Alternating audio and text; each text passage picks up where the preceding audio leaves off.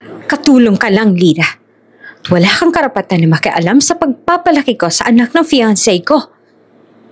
Sigaw ng malditang si Vanessa habang pilit inihiwalay si Sophie mula sa bisig ng kanyang yaya. Nanginginig si Lira sa galit. Niyakap niya ang batang umiiyak. Kung tunay kang maging ina, hindi mo siya sasaktan. Bulyaw niya. Mariing tinitigan ng babaeng nakataas ang kilay. Napatigil ang lahat nang biglang bumukas ang pinto at tumambad ang bilyonaryo. Nanginginig ang kanyang kamay habang pinapanood ang eksena. Ngunit hindi iyon na ikinagulat ng lahat. Sa kisame, may pulang ilaw ng CCTV na kumikislap. Bago ka pa lang sa channel neto, ibang kwento ni Ate Jane, istorya mo, ikwento ko. Huwag kalimutang pindutin ang notification bell at subscribe button.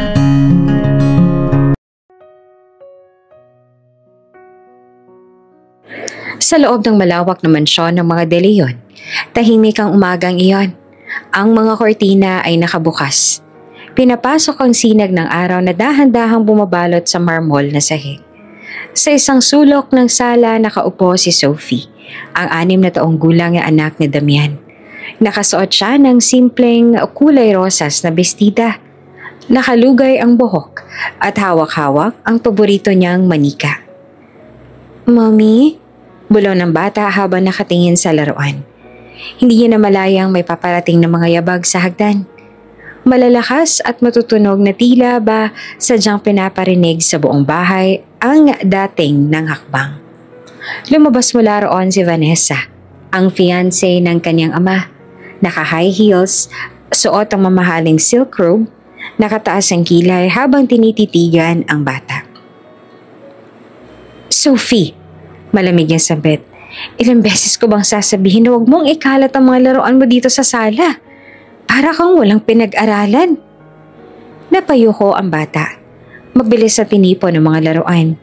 Ngunit kahit anong pilit niyang maging mabilis, may narinig siyang malakas sa tunog. Isang manika ang nalaglag at gumulong sa paanan ni Vanessa.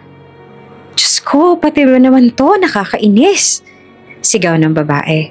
Sabay tadyak sa manika hanggang sa lumapad ito palayo. Wala ka talagang pakinabang. Anak ka nga ni Damian, pero mukhang wala ka namang angking ganda o talino. Kawawa naman ang tatay mo. Parang binuhusan ng malamig na tubig si Sophie. Naninikip ang dibdib niya at gusto na lang umiyak. Pero pinigilan niya. Alam niyang hindi gusto ni Vanessa na makita siyang mahina. Ngunit sa gilid ng sala, may isang pares ng mata ang nakamasid. Si Lira, ang kanilang katulong. Nakahawak si Lira sa tray na may dalang juice para kay Sophie. Ngunit nang makita ang pangyayari, mabilis siyang inilapag ang tray sa mesa. Ma'am Vanessa, mahinahon pero matatag niyang sabi. Bata lang po si Sophie. Huwag naman po sana ninyo siyang pagsalitaan ng ganyan. Hindi niya naman ho sinasadya. Agad na nag-angat ng tingin si Vanessa at ang malamig niyang ngiti ay napalitan ng iritasyon. Lira, napakapakialamera mo talaga, ano? Katulong ka lang. Huwag kang makikisawsaw sa pagpapalaki ko sa anak ng fiancé ko. Ikaw ang naging dahilan kung bakit lumalaban tong bata sa akin eh. Mabilis na lumapit si Vanessa kay Sophie at hinila ang braso ng bata. Tumayo ka riyan. Hindi ka dapat kumakampi sa mga taong wala sa lugar. Tulad ng yaya mong yan. Napahikbi si Sophie. Hawak ang braso niyang medyo namula dahil sa higpit ng kapit. Hindi naman nakatiis si Lira. Lumapit siya at maingat na hinawakan ng bata. Inilayo kay Vanessa. Ma'am, pakiusap. Huwag niyo naman siyang hawakan ng ganyan. Bata pa po siya. Kung may pagkukulang man, ako na lang ho sisihin ninyo. Tumaas lalo ang kilay ni Vanessa. Ikaw? Inaako mo talaga na ikaw ang dahilan kung bakit lumalaban sa akin ang batang ito? Hindi ka ba natatakot na mawalan ng trabaho? Ngumiti si Lira, ngunit halatang nanginginig ang kanyang mga kamay habang niyayakap si Sophie. Hindi ko ho kayang panoorin na ginaganyan niyo siya. Hindi trabaho ang iniisip ko ngayon kundi kapakanan ng bata. Kapakanan? Mapait na tawa ni Vanessa. Wala kang alam sa buhay ko, Lira. Wala kang karapatang turuan ako kung paanong maging ina. Tandaan mo, ako ang magiging asawa ni Damian. Kaya ako lang ang dapat na masunod dito. Sa isang iglap tumahimik ang buong paligid. Ang tanging maririnig na lang ay ang hikbi ni Sophie na narikadikit sa dibdib ni Lira. Ang mga kasambahay sa likod ay nagkakatinginan, nangingimi, pero walang nagsasalita. Alam na lang delikado ang sumalungat kay Vanessa. Ngunit, iba si Lira. Kahit na nanginginig ang kanyang boses, nagsalita siyang muli. Kung tunay kayong magiging ina, Ma Vanessa, hindi niyo sasaktan ng batang to. Hindi niyo siya lalaitin, sa halip ay mamahalin. Ang isang bata, lumalaking ayon sa kung anong nakikita at naririnig. Kung puro pangungot siya, paano siya magiging masaya? Sandaling natigilan si Vanessa, tila na-offend sa diretsahang mga salita ng katulong. Pero agad ding bumalik ang pangiinsulto sa kanyang muka. Ang kapal naman ng mukha mo, Lira. Sa tingin mo may puwang ka para pangaralan ako? Katulong ka lang. Huwag mong kalimutan kung saan ka nakatayo. Bago pa man makasagot si Lira, biglang bumukas ang pinto ng mansyon. Vanessa, Lira, anong ingay ito? Malalim at malamig ang boses na pumuno sa buong sala. Napalingon silang lahat. Nakatayo sa bungad si Damian. Suot ang kanyang dark suit, hawak ang cellphone sa isang kamay. Kita sa kanyang mga mata ang gulat at pagtatanong habang nakatitig sa eksenang bumungad sa kanya. Si Sophie. Umiiyak na nakayakap sa yaya niyang parang takot na takot. Si Vanessa. Nakataas ang kamay na tila handang manakit muli. At si Lira, matatag na nakaharang sa pagitan nila. Daddy? Umiiyak na tawag ni Sophie. Sabay takbo sa ama. Agad siyang binuhat ni Damian at lalong lumalim ang kanyang paghinga nang makita ang pamumula sa braso ng anak. Nagkatinginan sina Vanessa at Lira. Si Vanessa mabilis nang ngumiti, tila nagsusuot ng maskara. Honey, hindi mo naiintindihan. Nagwawala lang ang bata. Sinusubukan ko lang siyang disiplinahin. Pero bago pa siya makapagsalita pa, nakatingin si Damian sa kisame.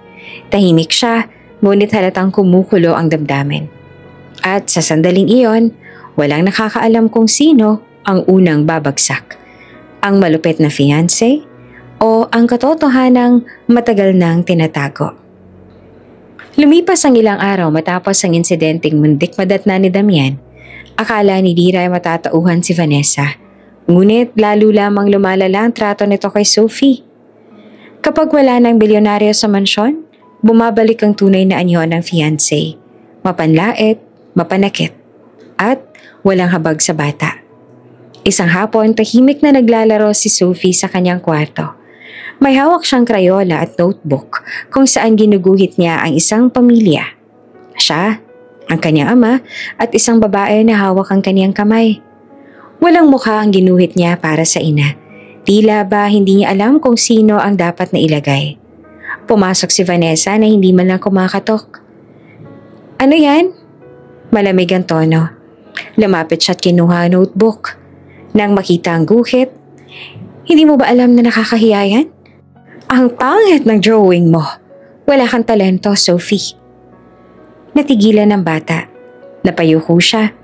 Pilit pinipigilang umiyak. Ngunit naroon si Lira. Tahimik na nakatayo sa gilid. Abala sana sa pag-aayos sa mga damit. Ma'am Vanessa? Magalang ngunit mariing wika ni Lira. Ginuguhit lang po niya ang gusto niyang pamilya. Wala naman na yatang masama doon. Agad siyang nilingon ng fiancé. Ikaw na naman? Hindi ba't sinabi ko na, huwag kang makikialam sa pagpapalaki ko sa batang ito. Baka nakakalimutan mong wala kang karapatan para magturo. Ngumisi siya at binalik ang notebook kay Sophie. Ngunit hindi na ito maayos. Pinunit niya ang kalahating pahina bago ibinagsak sa sahig. Maglinis ka ng kalat mo. Hindi ko kailangang makita ang mga walang kwentang guhit na yan. Hindi na nakapagtimpi si Sophie. Umagos ang luha sa kanyang pisngi. Mabilis na nalapitan siya ni Lira. Marahang pinahid ang luha at mahigpit na niyakap ang bata. Shhh! Tahan na, Iha. Magaling ka. Maganda ang drawing mo. Bulong niya habang pinapakalma ang bata. Ngunit sa loob-loob niya, kumukulo ang galit. Paulit-ulit na ba talagang ganito ang mangyayari? Kinabukasan, mas matindi ang pangyayari. Habang naglalaro si Sophie sa maliit na mesa, aksidenteng natapon nito ang basong may gatas. Kumalat ang puting likido sa marmol na sahig. Mabilis siyang tumayo. Halatang kabado. Sorry po. Narinig iyon ng fiancé na noon ay pababa ng hagdan. Ano na naman to? Mabilis siyang lumapit. Kita ang apoy sa mga mata. Hinila niya ang bata sa braso at tinaasan ng kamay. Tila ba handang sampalin. Sophie, lagi ka na lang palpak. Wala ka mararating kung puro kagaguhan ang ginagawa. Pero bago pa dumampi ang kamay niya, mabilis na sumingit si Lira. Nahawakan niya ang braso ni Vanessa. Pinigilan ng paglapag ng sampal. Ang lakas ng pagkakakabig kaya napaatras si Vanessa. Napatingin sa kanya na puno ng galit. Anong ginagawa mo? Singhal ng fiancé. Ma'am, tama na po. Nanginginig ang boses ni Lira pero hindi siya umurong.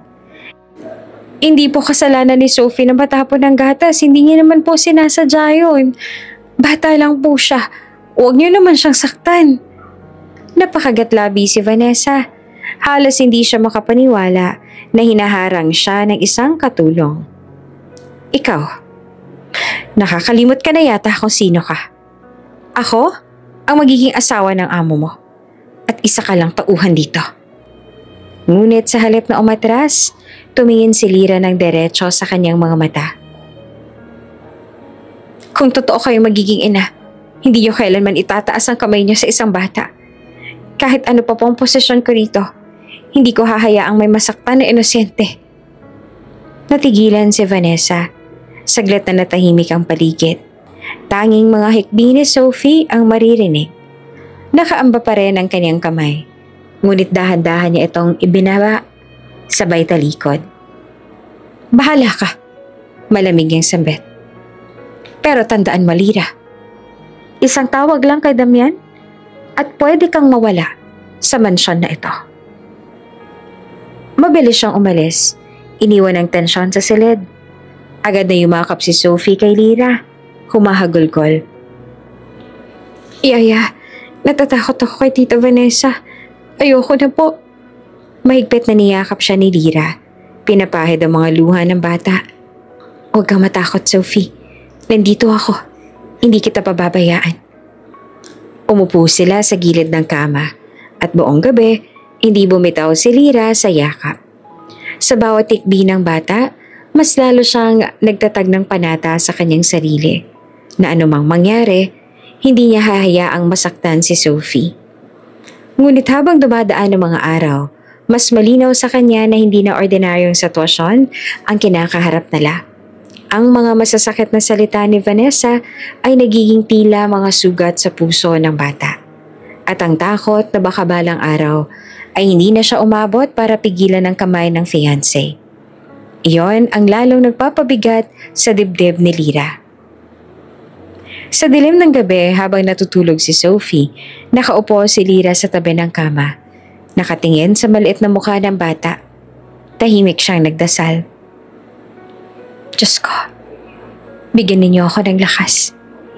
Hindi ko alam kung hanggang kailan ko kakayanin, pero hindi ko kayang makita siyang laging umiiyak. Kailangan kong protektahan si Sophie, kahit kapalit ay ang sarili kong kapalaran. Abala si Damian sa opisina ng mga sumunod na araw. Sa bawat umaga, maaga siyang umaalis, at madalas ay gabi na siya kung umuwi. Ang mga tawag mula sa board, meeting sa investors, at pag-aasikaso sa bagong proyekto ang kumakain ng halos lahat ng kaniyang oras. Para bang wala na siyang oras na huminga, lalo pa para mapansin ang mga nangyayari sa loob ng sariling bahay. Sa tuwing uuwi siya, nakikita niya si Vanessa na tila perpektong asawa at ina. Nakangiti, maayos ang bihis at parating may maamong kilos. Honey, pagod ka na siguro. May hinanda akong hapunan para sa'yo. Malambing na sabit nito habang inilalagay ang kamay sa kanyang balikat. Si Sophie kadalasan ay tahimik na nakaupo sa gilid ng mesa. Nakatungo, naglalaro sa pagkain at bihirang magsalita. Kapag titingnan siya ng ama, agad itong ngingiti ng pilit. Parang ayaw ipakitang may mali. Ngunit ang mga mata ng bata namumugto, tila may mga luhang pinipigilang bumagsak. Daddy, kumain ka na po. Mahinang wika ni Sophie minsan. Ngumiti si Damian at hinaplos ang ulo ng anak. Salamat anak. Hindi niya napansin ang pagkagatlabi ni Lira na nakatayo sa di kalayuan. Hawak ang pitsyel ng tubig. Sa likod ng bawat masayang eksena, alam ni Lira ang totoo. Kanina lamang, bago dumating si Damian, muntik nang mapaluhod si Sophie sa sahig dahil pinilit ni Vanessa na tapusin agad ang pagkain. Nang makita niyang nahirapang lumunok ang bata, napilitang pakialaman ni Lira kaya't pinagbuntonan siya ng sisi. Kung hindi mo siya laging kinakampihan, marunong na sana siyang sumunod. Sigaw ni Vanessa kanina. Ngunit pagdating ng bilyonaryo, parang nawala lahat ng galit. Ang malupit na fiancé ay naging maamo, malambing at halos kumikilos na parang ina. Minsan habang nagkakape si Damian sa veranda, lumapit si Vanessa. Dala ang tray ng prutas. Damian, ang sipag ng anak mo kanina. Pinag-aralan niya ang alphabet at kahit nahirapan siya, tinulungan ko siya. Napaka-sweet talaga ng batang yon. Sabay lingon kay Sophie na nakaupo malapit kay Lira. Nagpakawala ng pilit ng ngiti ang bata. Tumango naman si Damian. Halatang natutuwa. Talaga? Napakagaling mo anak. Proud ako sa'yo. Salamat po, Daddy. Sagot ni Sophie pero nananatiling nakadikit kay Lira. Mahigpit ang kapit sa kamay ng yaya. Napansin naman iyon ni Damian, ngunit hindi niya na pinansin. Sa isip niya, baka talagang malapit lang ang bata sa nag-aalaga. Ang hindi niya alam, ang pagkakapit na iyon ay tanda ng takot na baka iwan siyang mag-isa sa piling ng fiancé. Si Lira naman sa bawat eksena ay tila binabalutan ng puot na hindi niya maibulalas. Gusto niyang isigaw ang lahat. Ang mga masasakit na salitang binitiwan ni Vanessa. Ang bawat pagkakataong muntik ng masaktan ng bata. Ang mga gabing iyak ng iyak si Sophie sa takot. Pero pinipigilan niya ang sarili. Alam niyang kapag nagsalita siya ng walang patunay, baka siya pa ang mapalayas. Sa hapag, isang gabi habang kumakain ng pamilya, biglang nagsalita si Vanessa. Honey, napansin mo ba? Si Sophie sobrang tahimik kapag andito ka. Pero kapag ako lang kasama, napakakulit. Pero syempre iniintindi ko siya, bata pa eh. Umiling naman si Damian. Tila hindi alam ang isasagot. Tumingin siya sa anak na walang imik. Tahimik lang siguro talaga siya. Ngumisi naman si Vanessa. Sabay lagay ng isang peraso ng karne sa plato ng bilyonaryo. Huwag kang mag-alala. Akong bahala sa kanya. Kapag tayo nagpakasal, ako nang tutulong magpalaki kay Sophie. Hindi ba't iyon naman ang gusto mo, Damian? Ang magkaroon ng buo at masayang pamilya. Tumango si Damian, bahagyang napangiti. Oo, yun ang gusto ko. Sa gilid napapikit si Lira. Pinipigilan ng sarili na hindi mapaiyak. Kung alam lang ng amo niya ang tunay na nangyayari kapag wala siya. Isang gabi nagising si Lira sa mahina at sunod-sunod na iyak. Tumayo siya mula sa kanyang maliit na silid at agad na nagtungo sa kwarto ni Sophie. Nakita niya nakaupo ang bata sa kama, hawak-hawak ang unan at nanginginig. Yaya, nanaginip ako. Galit si Tita Vanessa, sinisigawan niya ako. Hikbi ng bata. Mabilis siyang nilapitan ni Lira at niyakap. Huwag kang matakot, Sophie. Panaginip lang yon. Nandito ako, hindi kita pababayaan. Ngunit sa loob-loob niya, hindi iyon panaginip. Isa iyong refleksyon ng araw-araw na takot na nararanasan ng bata sa kamay ng babaeng nagkukunwaring ina. Kinabukasan, habang papalabas si Damian para sa isang meeting, niyakap siya ni Sophie ng mahigpit. "Daddy, huwag kang aalis," bulong ng bata. Nagtaka ang lalaki. Hinaplos ang pisngi ng anak. "Babalik agad ako, anak. May trabaho lang si Daddy." Nagtagpo ang tingin ni Damian at ni Lira. Sandaling parang may gustong sabihin ng yaya. Ngunit agad din niya itong binawi. Yumuko na lamang. Napabuntong hininga siya. Hindi pa ito ang tamang oras. At habang papalayo ang kotse ng bilyonaryo, naiwan sa mansyon ng isang katotohanang pilit na tinatago. Ang bata ay umiiyak sa tuwing siya'y wala. At ang fiancé ay patuloy na nagpapanggap na mabuti.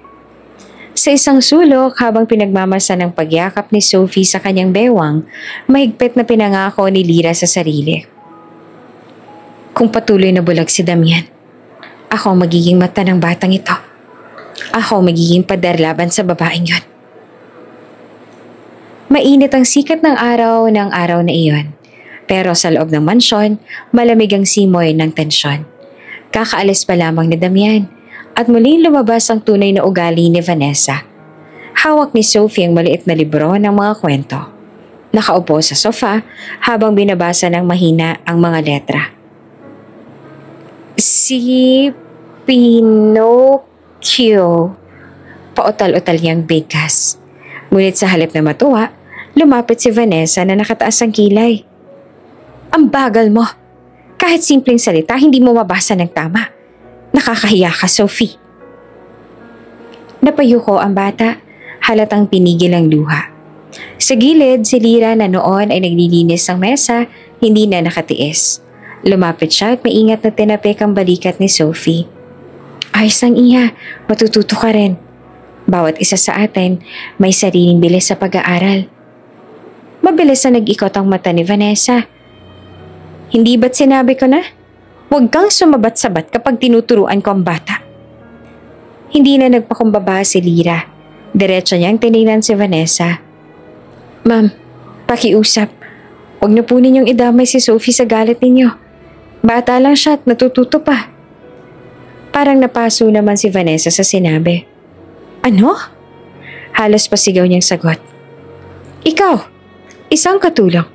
Naglalakas loob ka talagang sabihan ako kung paano kausapin ang bata?" Hinila niya si Sophie mula sa sofa. Ngunit mahigpit na kumapit ang bata kay Lira. "Ayoko po. Huwag niyo akong iwan, yaya." Humahagulgol na wika ni Sophie habang nakapulupot sa bewang ni Lira. Mariing tumingin si Lira kay Vanessa. "Hindi na po ito tama. Kung may problema kayo, ako na lang ang harapin ninyo. Huwag niyang saktan si Sophie. Hindi niya kasalanan kung hindi siya perpekto." Nanginginig ang baba ni Sophie. Pero mahigpit pa rin ang kapit niya sa kanyang yaya. Parang natatakot na agawin siya anumang oras. Humakbang si Vanessa palapit. Nanlilisik ang mga mata. "Lira, makinig ka. Isa ka lang empleyado dito. At bilang amo, may kapangyarihan akong paalisin ka sa oras at sa gusto ko. Kung gusto mong manatili, manahimik ka at sumunod." Mariing lumunok naman si Lira. Takot ang nararamdaman niya. Takot na baka mawalan siya ng trabaho. Baka mawalan ng kakayahang suportahan ng sariling pamilya. Ngunit, nang maramdaman niya ang pagninginig ni Sophie sa kanyang bisig, nabura ang lahat ng pag-aalinlangan. "Kung iyon po ang kapalit para hindi masaktan ng bata," matatag niyang sagot, "handa akong mawalan ng trabaho. Pero hindi ko hahayaang makuha ninyo ang respeto ni Sophie sa pamamagitan ng takot." Sandaling natahimik ang paligid. Ang ibang kasambahay na nakasilip mula sa kusina, natigilan sa narinig. Wala pang nagkakalakas loob na harapin si Vanessa. At ngayon, si Lira ang unang tumayo laban dito. Nagtawid ng ngiti ang fiancé, pero halatang puno ng galit. "Sige, maghintay ka lang, Lira. Konting oras na lang at ipapakita ko sa'yo kung sino ang may kapangyarihan dito." Magdasal ka na lang na kumampi sa'yo si Damian kapag nalaman niyang ginawa mong pampabastos. Tumalikod si Vanessa, kumalampag ang takong sa sahig at tuluyang iniwan ang kwarto. Naiwan si Lira at Sophie, parehong nakahinga ng maluwag pero hindi pa rin kumakalma ang kaba. Nang makita niyang tuloy-tuloy ang pag-iyak ng bata, hinaplos ni Lira ang buhok nito at dinala sa kwarto. Pinaupo niya si Sophie sa kama at tinabihan. Yaya, aalis ka ba? Kasi galit si Tita Vanessa. Nanginginig ang tinig ni Sophie. Umiling si Lira. Pinisil ang kamay ng bata. Hindi ako aalis hanggat kailangan mo ako. Kahit pagalit siya, hindi kita iiwan. Niyakap siya ni Sophie ng mahigpit. Tila ba ayaw nang bumitaw. Ang init ng yakap ng bata ay nagsilbing lakas kay Lira. Kahit anong banta ni Vanessa, mas mahalaga ang kaligtasan at kagalakan ng batang minahal niya na parang sariling anak. Sa mga sumunod na araw, mas ramdam na ni Lira ang malamig na tingin ni Vanessa sa kanya. Kapag kaharap si Damian, mabait ito. Puno ng lambing at kunwari inaalagaan si Sophie. Ngunit sa likod ng mga ngiti, nagbabantang titig ang ibinabato niya kay Lira. Para bang sinasabing, oras mo na lang binibilang ko. At tuwing nakikita iyon ni Lira, lalo siyang nagiging matatag. Hindi siya aatras. Hindi siya uurong. Dahil sa bawat takot ni Sophie, siya ang sandalan. Isang gabi bago matulog si Sophie, mahigpit ang pagkakayakap niya sa kamay ng Yaya. Yaya, promise mo ha, hindi mo ko iiwan kahit anong mangyari. Ngumiti si Lira at tinapik ang pisngi ng bata. Pangako, Iha, hanggat kaya ko, ako magiging tagapagtanggol mo. At sa labas ng silid nakatayo si Vanessa, tahimik na nakikinig. Mapait ang ngiti sa kanyang labi, parang nagbabalak ng panibagong plano. Tahimik ang gabi sa mansyon. Ang ilaw sa hallway ay mahina lamang at tanging lagitik ng orasan ang maririnig. Pero sa isang sulok ng opisina ni Damian, nakasinde ang isang monitor na konektado sa mga CCTV camera na ipinalagay niya ilang linggo na ang nakakaraan. Hindi iyon alam ni Vanessa. Ang intensyon ni Damian noon ay para sa seguridad ng kanyang anak, lalo na't madalas siyang wala sa bahay. Ngunit sa hindi inaasahang pagkakataon, magsisilbing saksi iyon ng mga kamera sa tunay na nangyayari. Tahimik ang gabi sa mansyon. Sa labas, maririnig ang ihip ng hangin na humahampas sa mga kortina ng bintana ni Sophie. Sa unang tingin, payapa ang lahat. Ngunit sa loob ng silid ng bahay, ibang mundo ang nagaganap. Si Vanessa nakatayo sa harap ng maliit na mesa kung saan naglalaro si Sophie gamit ang krayola at papel. Ano ba yan, Sophie? Ang pangit naman ang ginagawa mo. Malamig na sambit nito habang tinatapon ng guhit ng bata. Napayuko si Sophie, pigil ang luha at dahan-dahang kinolekta ang mga krayola. Hindi siya umimik. Natatakot na baka lalo pang magalit ang babae. Mula sa gilid, tahimik na nanonood si Lira. Nakalapit siya, handang awatin ang anumang sobra na namang salita o galaw ng fiancé ng kanyang amo. Ma'am Vanessa, bata lang po si Sophie. Normal lang po na hindi perpekto ang mga drawings niya. Malumanay niyang sabi. Sinusubukang pakalmahin ang sitwasyon. Agad siyang tiningnan ng masama ni Vanessa. Huwag ka nga makisawsaw. Katulong ka lang dito. Kung hindi ka lang importante sa batang yan, kanina pa kita pinaalis. Ang tono nito ay mabigat, puno ng panlalait. Tumahimik si Lira. Nanginginig ang mga daliri. Ngunit pinili niyang huwag gumante. Sa isip niya, kailangan niyang manatiling matatag para kay Sophie. Nang umalis si Vanessa sa kwarto, humagulgol si Sophie at mabilis na yumakap kay Lira. Yaya, ayoko na kay Tita Vanessa, masama siya. Ikbi ng bata. Pinahid ni Lira ang mga luha ng bata at bumulong. Shhh, nandito lang ako. Hindi kita pababayaan. Habang pinapatahan niya ang bata, hindi niya alam na sa likod ng painting na nakasabit sa dingding, may nakatagong CCTV camera. Noon pa man, si Damian ay nagpalagay ng mga security camera sa isang silid ng mansyon, kasama ang silid ng kaniyang anak. Ngunit, dahil abala sa negosyo, nakalimutan niya ng suriin ang mga footage. Ang mga mata ng kamera ay tahimik na saksi sa bawat eksenang nagaganap. Isang linggo ang lumipas, paulit-ulit na nangyari ang mga ganitong tagpo. Minsan, kapag wala si Damian, si Vanessa ay palihim na sinasabunutan ni Sophie dahil sa mga simpleng pagkakamali. "Bakit ang dumi-dumi mo? Hindi ka talaga marunong mag-ingat," sigaw niya minsan, sabay tulak sa bata sa kama. Sa mismong oras na yon, mabilis na sumalo si Lira para hindi matamaan ng matigas na headboard ang bata. "Ma'am Vanessa!" sigaw niya at nanginginig sa galit. Ngunit alam niyang wala siyang laban. Ang nagawa niya lang ay yakapin si Sophie at protektahan ito. "Kung hindi lang kita kailangan para hindi ako mapag-initan ng mga tao, kanina pa kita pinaalis," bulong ni Vanessa kay Lira bago ito umalis ng silid. Naiwan si Lira, kasama ang batang humahagulgol na parang basag na basag ang puso. Pinisil niya ang kamay ng bata. Pinapangako sa sarili na hindi niya hahayaan na tuluyang masaktan si Sophie. Habang abala ang lahat, patuloy lang ang CCTV camera sa pag-record ng mga eksenang iyon. Lahat ng sakit, lahat ng pagluha, lahat ng pagtanggol ni Lira, lahat iyon ay naitatala ng hindi alam ni Vanessa. Isang gabi habang natutulog si Sophie sa kanyang kandungan, napatingin si Lira sa paligid ng silid. Napansin niya ang kakaibang pagkakabit ng painting sa dingding. Hindi niya ito binigyan ng pansin noon. Ngunit ngayong gabi, parang may kakaibang pakiramdam siyang bumalot sa kanya. Lumapit siya at bahagyang sinilip ang likod ng frame. Halos mapahawak siya sa dibdib nang makita ang nakatagong kamera. "Diyos ko!" mahina niyang bulong. Bigla niyang naintindihan. Lahat ng ito, posibleng may nakuhang ebidensya na. Ngunit alam niyang hindi niya basta pwedeng pakialaman iyon. Lihim niyang tinago sa sarili ang kaalaman. Umaasang darating ang araw na mabubuksan ang katotohanan. Kinabukasan na nagpatuloy ang pang-aalipusta ni Vanessa. "Sophie, bakit ba parang wala kang pinagmanahan sa ama mo? Kahihiyan ka lang eh." Malupit ang tingin nito. Parang mga kutsilyo na tumatagos sa puso ng bata.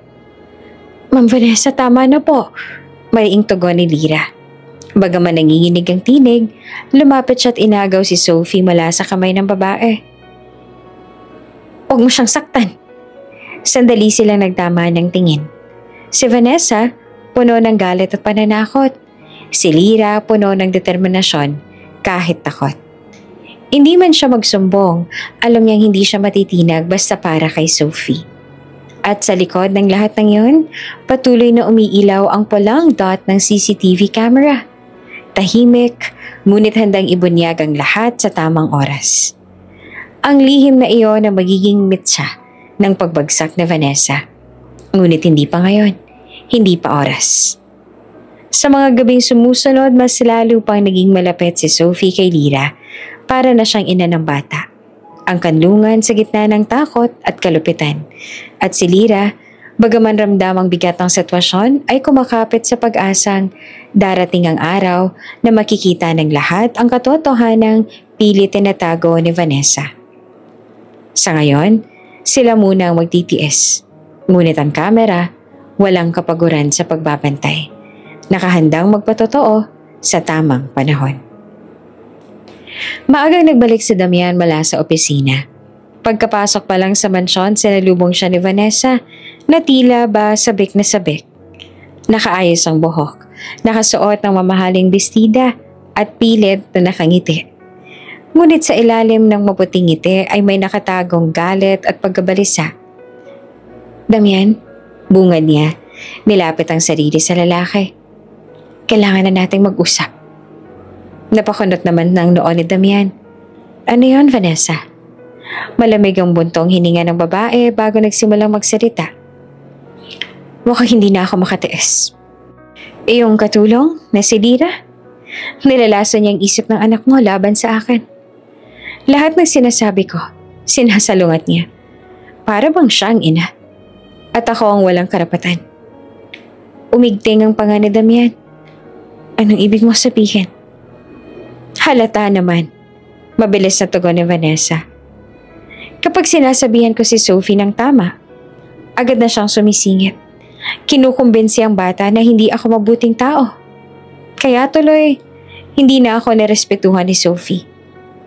Damihan, kung mahal mo talaga ako at gusto mo ng maayos na pamilya, kailangan mong alisin ang babaeng yan.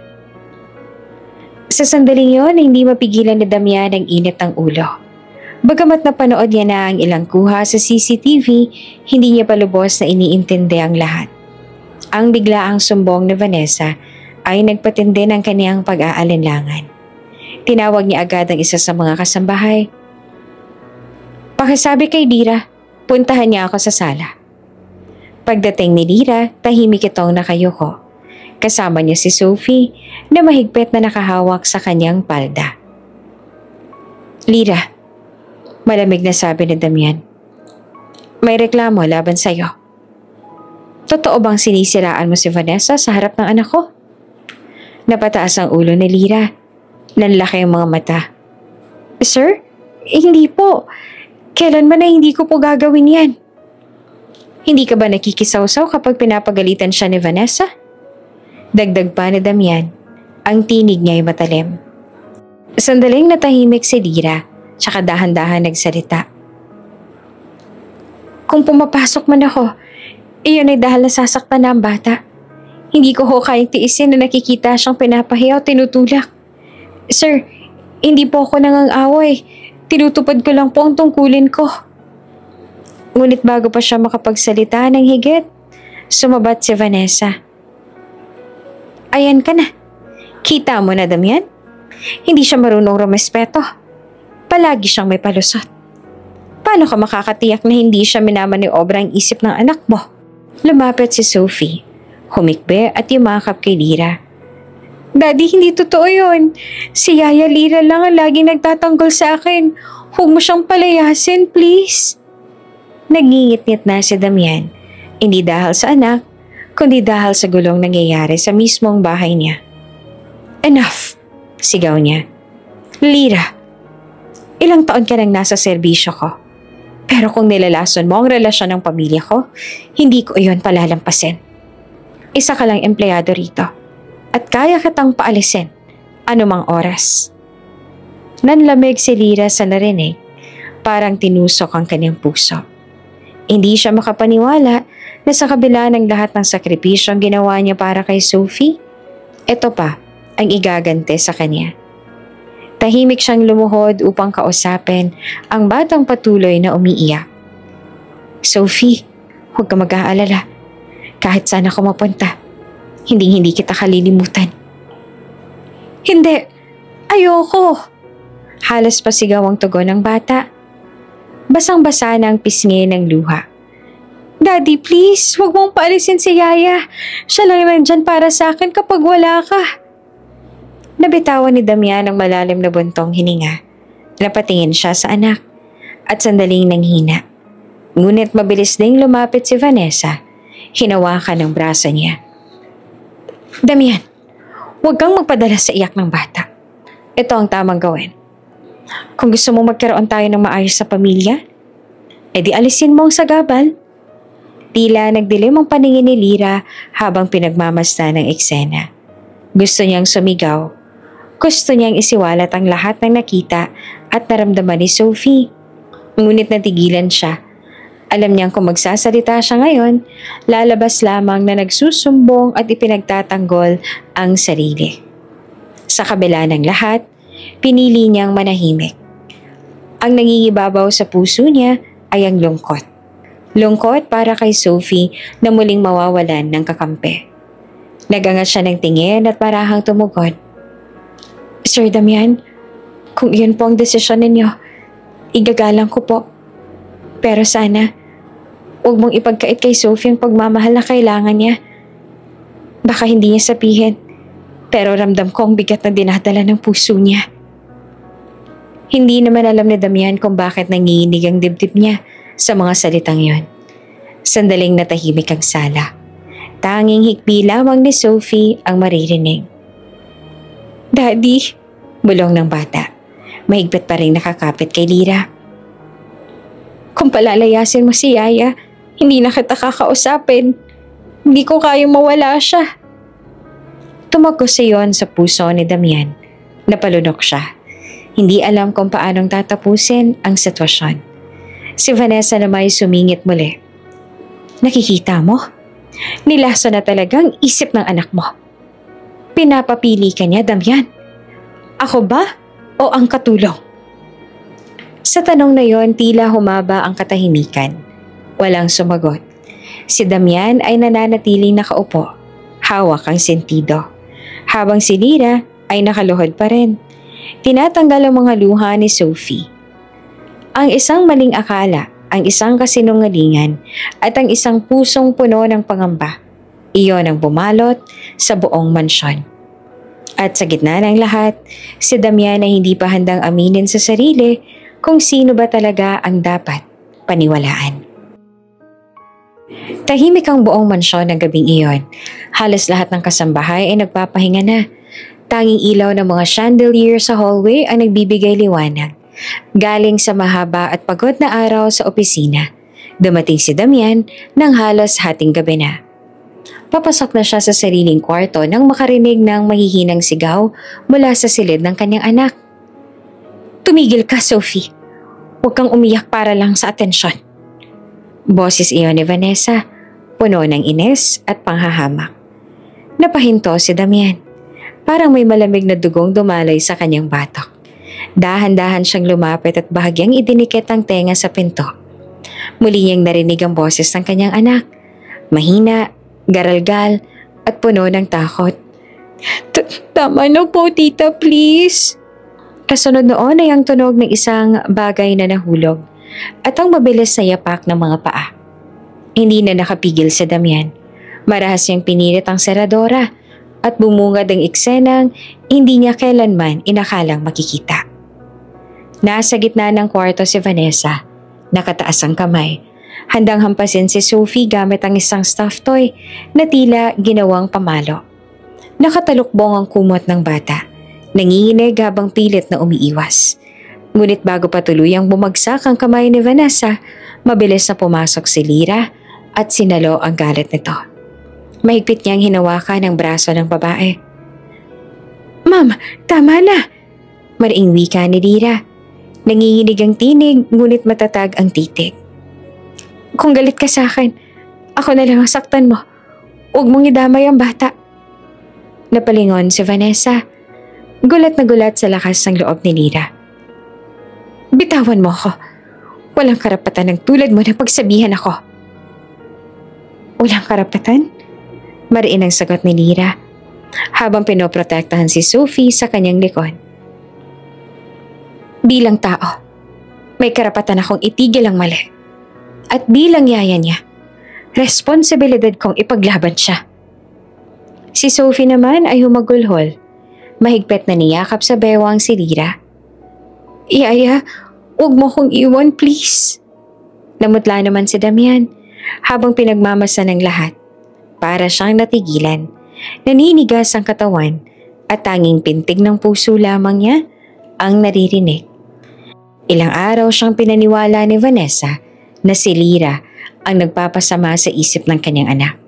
Pero ngayong nasa harap niya ng katotohanan, ramdam niyang unti-unting guguho ang lahat ng tiwala niya sa babaeng akala niya'y magiging asawa. "Damian!" Sigaw ni Vanessa. Agad na nagbago ang tono. Pilit siyang umiti. Bagamat halatang nabigla sa presensya ng lalaki. "Hindi mo naiintindihan. Pinapakalma ko lang ang bata. Nagwawala kasi." "Huwag ka nang magsinungaling. Nakita akong lahat." Malamig na putol na Damian. Mabigat ang boses at nanilisik ang mga mata. Hindi nakakapagsalita si Vanessa. Lumapit si Damian sa anak na patuloy na humahagulhol. Marahan niyang hinaplos ang buhok nito. Ramdam ang panginginig ng bata. "Sophie, anak, andito na si Daddy." Mahinahon niyang bulong. "Dad, huwag mong palayasin si Yaya, please. Siya lang po nagtatanggol sa akin." Tuloy-tuloy ang iyak ni Sophie, halos hindi na makapagsalita ng maayos. Lalong nanghina si Damian. Ang bawat salita ng anak ay parang palaso na tumatama sa kanyang dibdib. Paano niya nagawang ipagsawalang bahala ang mga huling paalala ni Sophie? Paano niya piniling paniwalaan ang kasinungalingan kesa sa sariling dugot laman? Tahimik na nakatayo si Lyra sa gilid. Hawak pa rin ang kamay ng bata. Hindi na siya nagsasalita. Wala nang kailangang ipaliwanag. Ang lahat ay nakikita na mismo ni Damian. Sa loob-loob ni Damian, bumuo ang isang pagdududa na unti-unti nang nagiging malinaw na katotohanan. Si Vanessa ang tunay na sumisira sa kanyang anak at si Lyra ang siyang nagtatanggol dito sa lahat ng oras. Napayuko siya, humigpit ang kamao. Sa unang pagkakataon, ramdam niya ang bigat ng malaking pagkakamali. Kinabukasan, malamig ang simoy ng hangin sa mansyon. Walang imikan sa pagitan ni Damian at Vanessa. Tanging si Sophie at Lyra lamang ang magkasamang kumakain sa mesa. Habang tahimik lamang na nakamasid si Damian. Bawat galaw ni Lyra, bawat haplos niya sa buhok ng bata, bawat pag-abot niya ng tubig kay Sophie, lahat ng iyon ay parang mas malinaw na ebidensya para kay Damian. Samantalang si Vanessa ay pilit na nagpapanggap na maayos ang lahat. Nakangiti at nakikipag-usap, pero baka sa kanyang mga mata ang kaba at galit. Damian, bungad niya, pilit na magaan ang tono. Baka naman pwedeng pag-usapan natin ang nangyari kagabi oh. Misunderstanding lang yon. Ngunit hindi siya nilingon ng lalaki. Nananatiling nakatutok si Damian kay Sophie. At nang matapos itong kumain, marahan niyang binuhat ang anak. Magpahinga ka muna sa kwarto, anak. Malambing niyang utos. Pagbalik niya sa hapag, nakatingin na siya kay Vanessa. Diretso, malamig, at puno ng hindi mapigil na galit. Kung misunderstanding man iyon, bakit nanginginig sa takot ang anak ko kagabi? Matalim niyang tanong. Hindi nakasagot si Vanessa. Napalunok siya at sa unang pagkakataon, pakiramdam niya ay wala na siyang kontrol. Samantala, si Lyra naman ay nagkulong na lamang sa silid ng mga yaya matapos ihatid si Sophie sa kwarto. Naupo siya sa gilid ng kama. Ramdam ang bigat ng lahat ng pangyayari. Hindi niya alam kung anong susunod na mangyayari, kung mapapalabas ba siya o kung tuluyan ng magigising si Damian sa katotohanan. Pero kahit anuman ang mangyari, isa lang ang malinaw sa kanya. Hindi niya pinagsisisihan ang ginawa kagabi. Mas mahalaga sa kanya ang kaligtasan ng bata kesa sa sarili niyang trabaho. At sa kabilang silid, si Damian ay nakaupo sa kanyang opisina, nakatingin sa monitor ng CCTV na ilang beses nang umulit ng eksena. Paulit-ulit niyang pinanonood kung paanong pinoprotektahan ni Lyra ang anak niya. Kung paanong tinakpan ang sariling katawan ng bata upang hindi masaktan, at kung paanong nagsumamo si Sophie sa kanya. Habang tumatakbo ang video, unti-unti nang nagiging malinaw ang katotohanan sa kanyang isip. Matagal na siyang bulag. At ang gabing iyon, ang gabing nahuli niya mismo ang lahat, iyon ang eksenang tuluyang nagbago sa kanya. Madaling araw pa lang ay nagkakagulo na sa mansyon. Mabilis na kumalat sa mga kasambahay ang balita na nagalit si Damian matapos niyang masaksihan mismo ang ginanawang pananakit ni Vanessa kay Sophie. Nakaharap si Damian sa gitna ng sala. Nakatayo habang nakahalukip-kip. Malamig ang mga mata. Si Vanessa naman ay nasa harapan niya. Namumula sa ines ngunit pilit na nakikiusap. Damian, please, hindi mo ako pwedeng basta-bastang paalisin. Mariin ang boses ni Damian. Nakita ko ng lahat, Vanessa. Huwag mo nang tangkaing magpaliwanag. Pinahirapan mo ang anak ko at halos saktan pa. At hindi ko yon mapapatawad. Nanginginig ang labi ni Vanessa. Nagkakamali ka. Misunderstanding lang. Enough. Putol ni Damian. Ayoko nang marinig ang kahit anong palusot mo. Mag-empake ka. Umalis ka na muna rito habang hindi pa lubos na nawawala ang respeto ko sa'yo. Nanlaki ang mga mata ng babae. Tila ba hindi siya makapaniwala na mismong si Damian ang nagtagboy sa kanya. Ngunit nang makita niyang seryoso ang mata ng lalaki, wala na siyang nagawa kundi tumalikod, luhaan at puno ng hinanakit. Mula sa itaas ng hagdan nakasilip si Lira. Hindi siya makapaniwala na dumating sa puntong to ang lahat. Nakita niyang umalis si Vanessa dala ang ilang maleta at kasabay noon, naramdaman niyang mas lalo pang magiging magulo ang sitwasyon. Sir Damian, mahina niyang wika. Lumapit siya sa lalaki patapos lumabas ang pinto si Vanessa. Salamat po na pinili niyo si Sophie. Pero sa tingin ko panahon na rin po para ako'y umalis. Napalingon si Damian, nagulat. Anong ibig mong sabihin? Pinilit ni Lira ang ngiti. Bagamat bakas ang lungkot sa mga mata. Ayoko pong maging dahilan ng mas malalaking gulo. Ang totoo, alam ko pong hindi magiging madali para kay Ma'am Vanessa na tanggapin ang presensya ko dito. At baka habang nandito ako, lalo lang siyang magalit kay Sophie. Mas mabuti na akong lumayo ako para hindi siya tuluyang masaktan. Natigilan si Damian. Gusto niyang kontrahin ang mga salita ni Lira. Ngunit sa sobrang bigat ng kanyang damdamin, hindi niya alam kung ano ang sasabihin. Maya-maya, bumaba si Sophie mula sa hagdan. Pupungas-pungas pa ang mga mata. Halatang bagong gising at umiiyak buong gabi. Nang marinig ang sinabi ni Lira, mabilis siyang tumakbo at yumakap sa kanya. Yaya, hindi ka pwedeng umalis. Sigaw ng bata tumahagulhol. Ikaw lang ang nandyan para sa akin. Kapag wala ka, sino nang kakampi ko? Mahigpit na niyakap ni Lira ang bata. Pilit na pinatatatag ang sarili. Sophie, hindi ko namang gustong iwan ka. Pero minsan, kailangan nating lumayo para sa ikabubuti ng lahat. Hindi ibig sabihin na hindi na kita mahal. Tandaan mo, lagi kang nasa puso ko. Hindi. Ayoko, Daddy. Sabihin mo kaya yan na huwag umalis. Napakagatlabi naman si Damian habang pinagmamasdan ng eksena. Napalapit siya sa anak at marahang hinawakan ng balikat nito. Anak, si Yaya Lira mahal ka. Kaya niya ginagawa ito. Pero napabuntong hininga siya. Kung ito ang nakikita niyang ikabubuti mo, kailangan nating igalang ang desisyon niya. Umiling si Sophie, mas lalong humagulgol. Hindi totoo yan. Hindi makakabuti na mawala siya. Ilang oras lang ang lumipas, nag-empake na si Lira ng kanyang mga gamit. Walang gaanong dala. Isang pirasong damit at isang maliit na baul na puno ng mga alaala kasama si Sophie. Mga laruan, litrato at mga damit na siya mismong pumili noon pa man sa pamilihan. Habang inaayos ang mga gamit, tahimik na dumating si Sophie na upo sa gilid ng kama. Napayuko ito, ngunit walang imik. Patuloy na umaagos ang luha. Anak, mahinang tawag ni Lira. Sabay haplos sa buhok ng bata. Huwag ka mag-aalala. Hindi ibig sabihin nito na iiwan na talaga kita. Kapag naman kailangan mo ako, andito lang ako. Kahit saan. Promise, Yaya? Tanong ni Sophie, ang tinig ay puno ng pag-asa.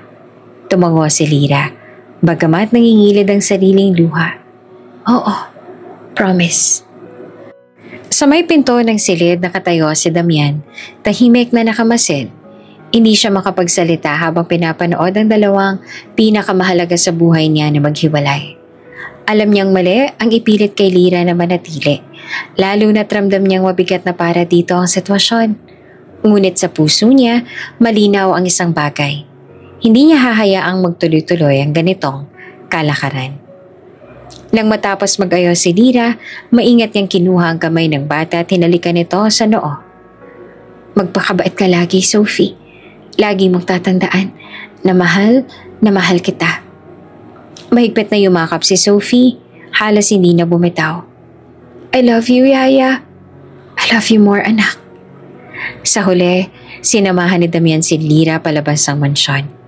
Binuksan niya mismo ang pinto ng sasakyang maghahatid dito. Sir Damian, bulong ni Lira bago pumasok.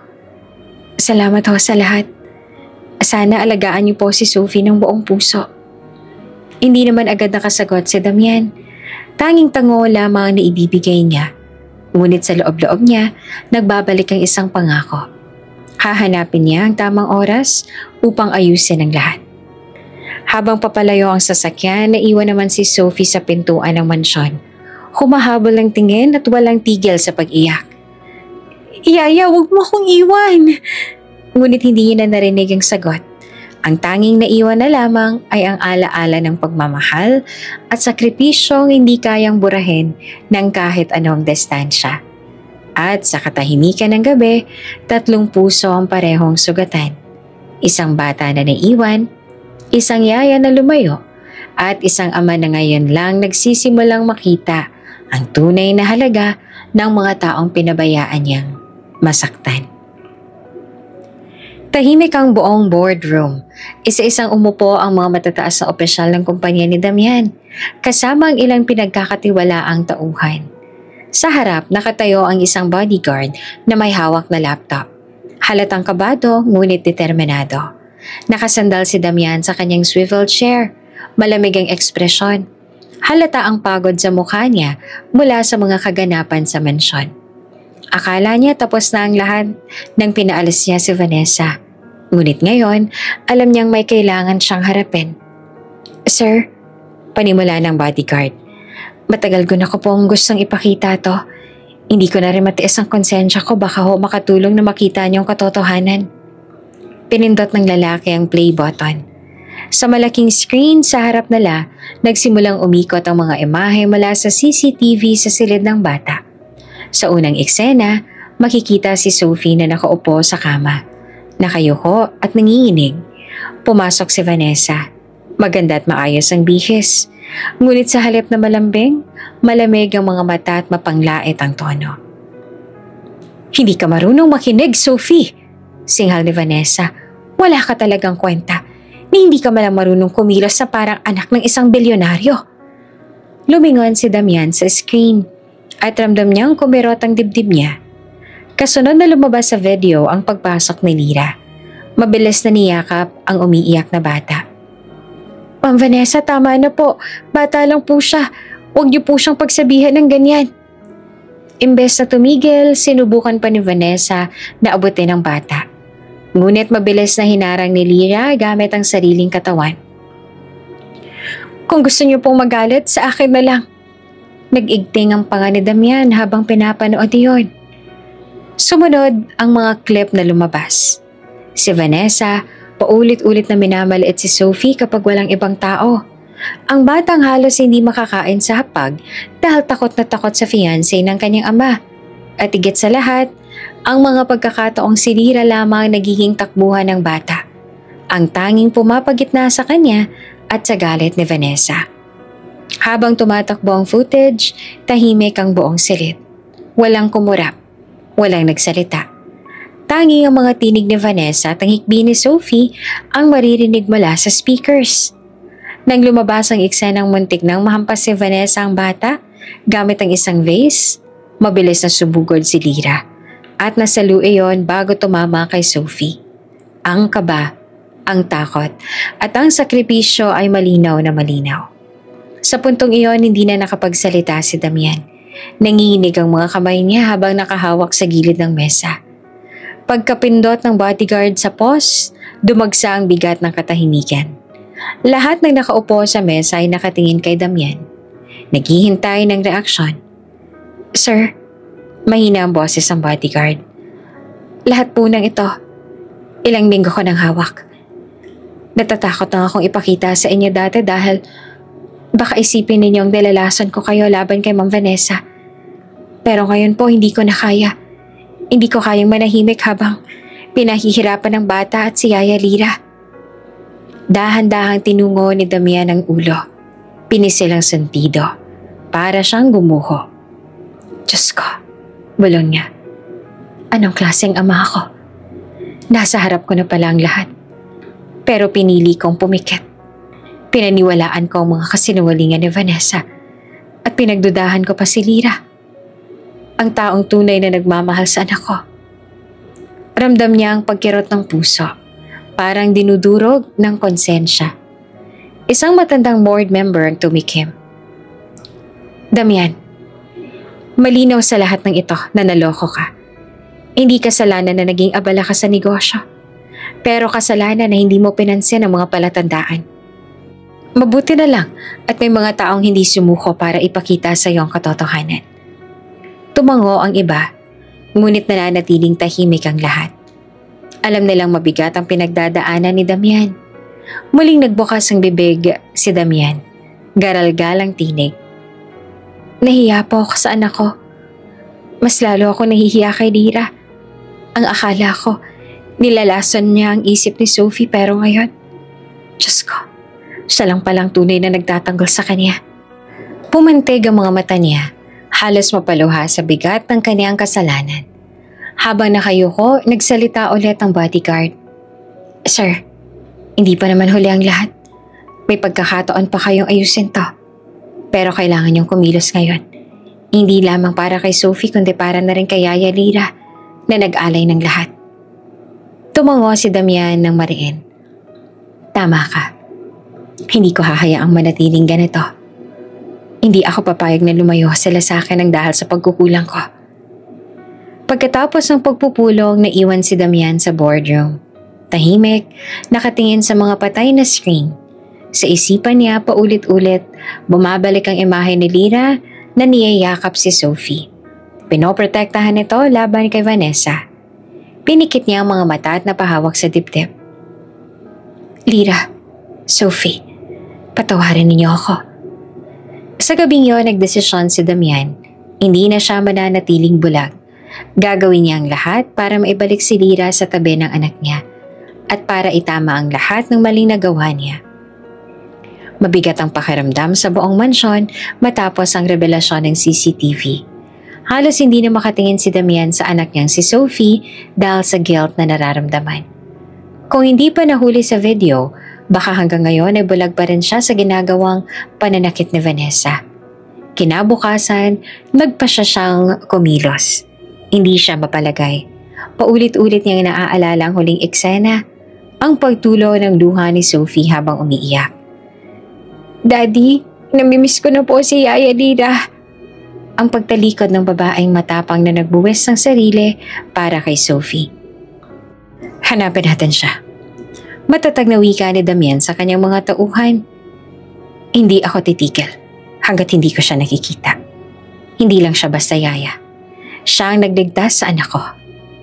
Sumama si Sophie. Mahigpit na hawak ang maliit na backpack na puno ng laruan at drawing. Para sa kanya, parang misyon niyon. Mahanap ang babaeng tinuring niyang tunay na ina. Lumipad ang kanilang convoy patungong probinsya kung saan huling narinig na tumira si Lyra. Habang nasa sasakyan, nakasilip si Sophie sa bintana. Sinusubukang hanapin ang pamilyar na anyo ng kanyang yaya. Daddy, makikita naman natin si Yaya, diba? Nangingilid ang luha ng bata.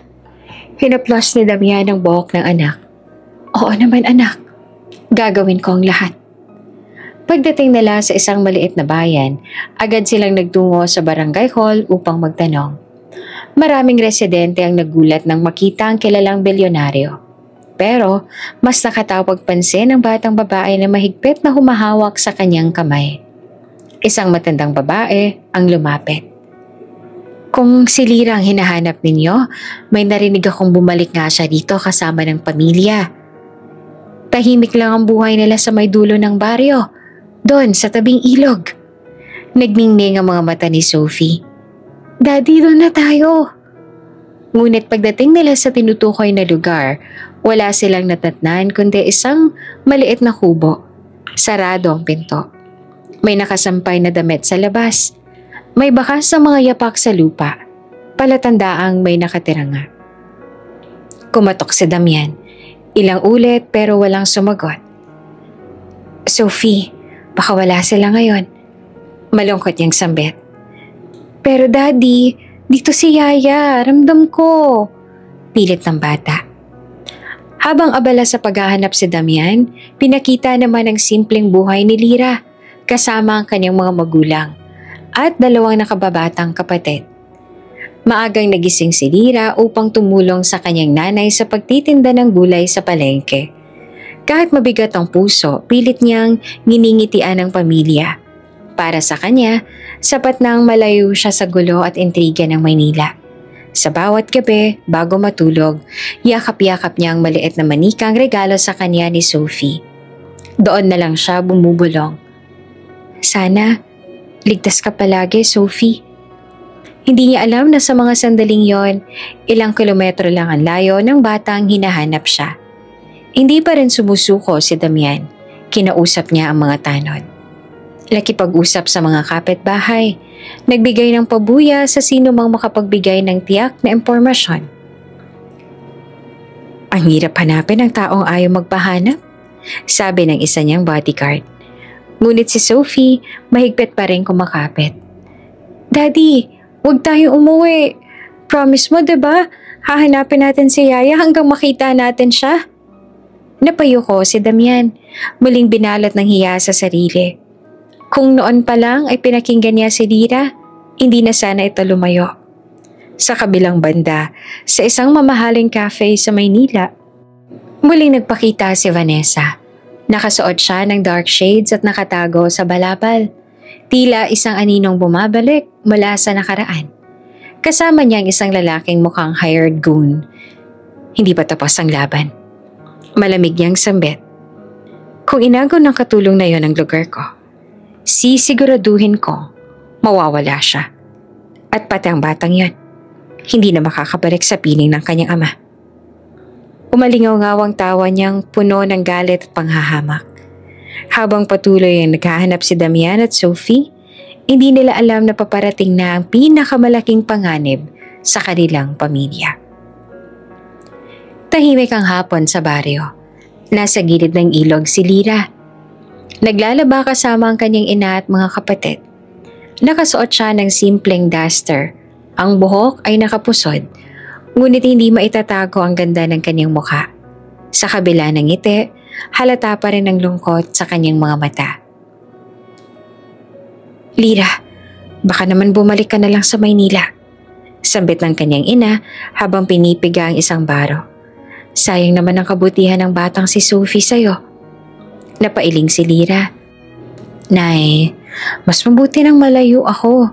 Ayoko maging dahilan ng gulo, lalo na't may fiancé na si Damian. Ngunit bago pa siya muling makasagot, may malakas na ugong ang dumating mula sa himpapawid. Lumingon ang lahat ng tao sa baryo. Helicopter? Gulat ng isa sa mga kapitbahay. Isang helicopter, 2, 3, hanggang 5 ang lumitaw, sabay-sabay na lumilipat. Pinaliligiran ng maliit na baryo na para bang isang eksena sa pelikula. Nag-unahan ang mga bata sa kalsada, nagsisigawan ng mga kapitbahay, at ang mga matatanda ay napapatakip ng tenga sa ingay ng mga makina. Diyos ko, baka may sundalo! Sigaw ng isang matanda. Hindi, mayaman yan. Sino kayang pakay nila rito? Hula ng isa pang babae. Sa gitna ng kaguluhan, isa-isang bumaba ang helicopters. Mula sa pinakamalaki, bumukas ang pinto at lumabas ang isang lalaking nakaitim na suit. Walang iba kundi si Damian. Kasunod niya si Sophie, nakasuot ng simpleng bestida, ngunit bitaw ang tuwa sa kanyang mukha. Napatakip ang bibig ni Lira. Halos mabitawan ang pinipiga niyang damit. Diyos ko, si Sir Damian. Bulong niya. Ate, ang yaman ng bisita mo. Tukso na nakababatang kapatid ni Lira.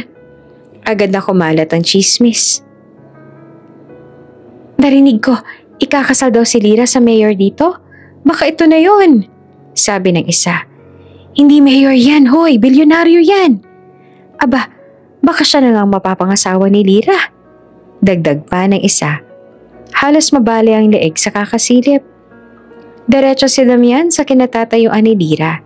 Walang pakialam sa mga matang nakamasid. Agad niyang sinalubong ang babae. Lira, malalim ang tinig niya. Nanginginig ang mga kamay. Huwag mo na akong iwasan. Nagkamali ako. Pinaniniwalaan ko ang maling tao. Ikaw lang nagmahal ng totoo sa anak ko. Halos mabasag ang dibdib ni Lira sa narinig.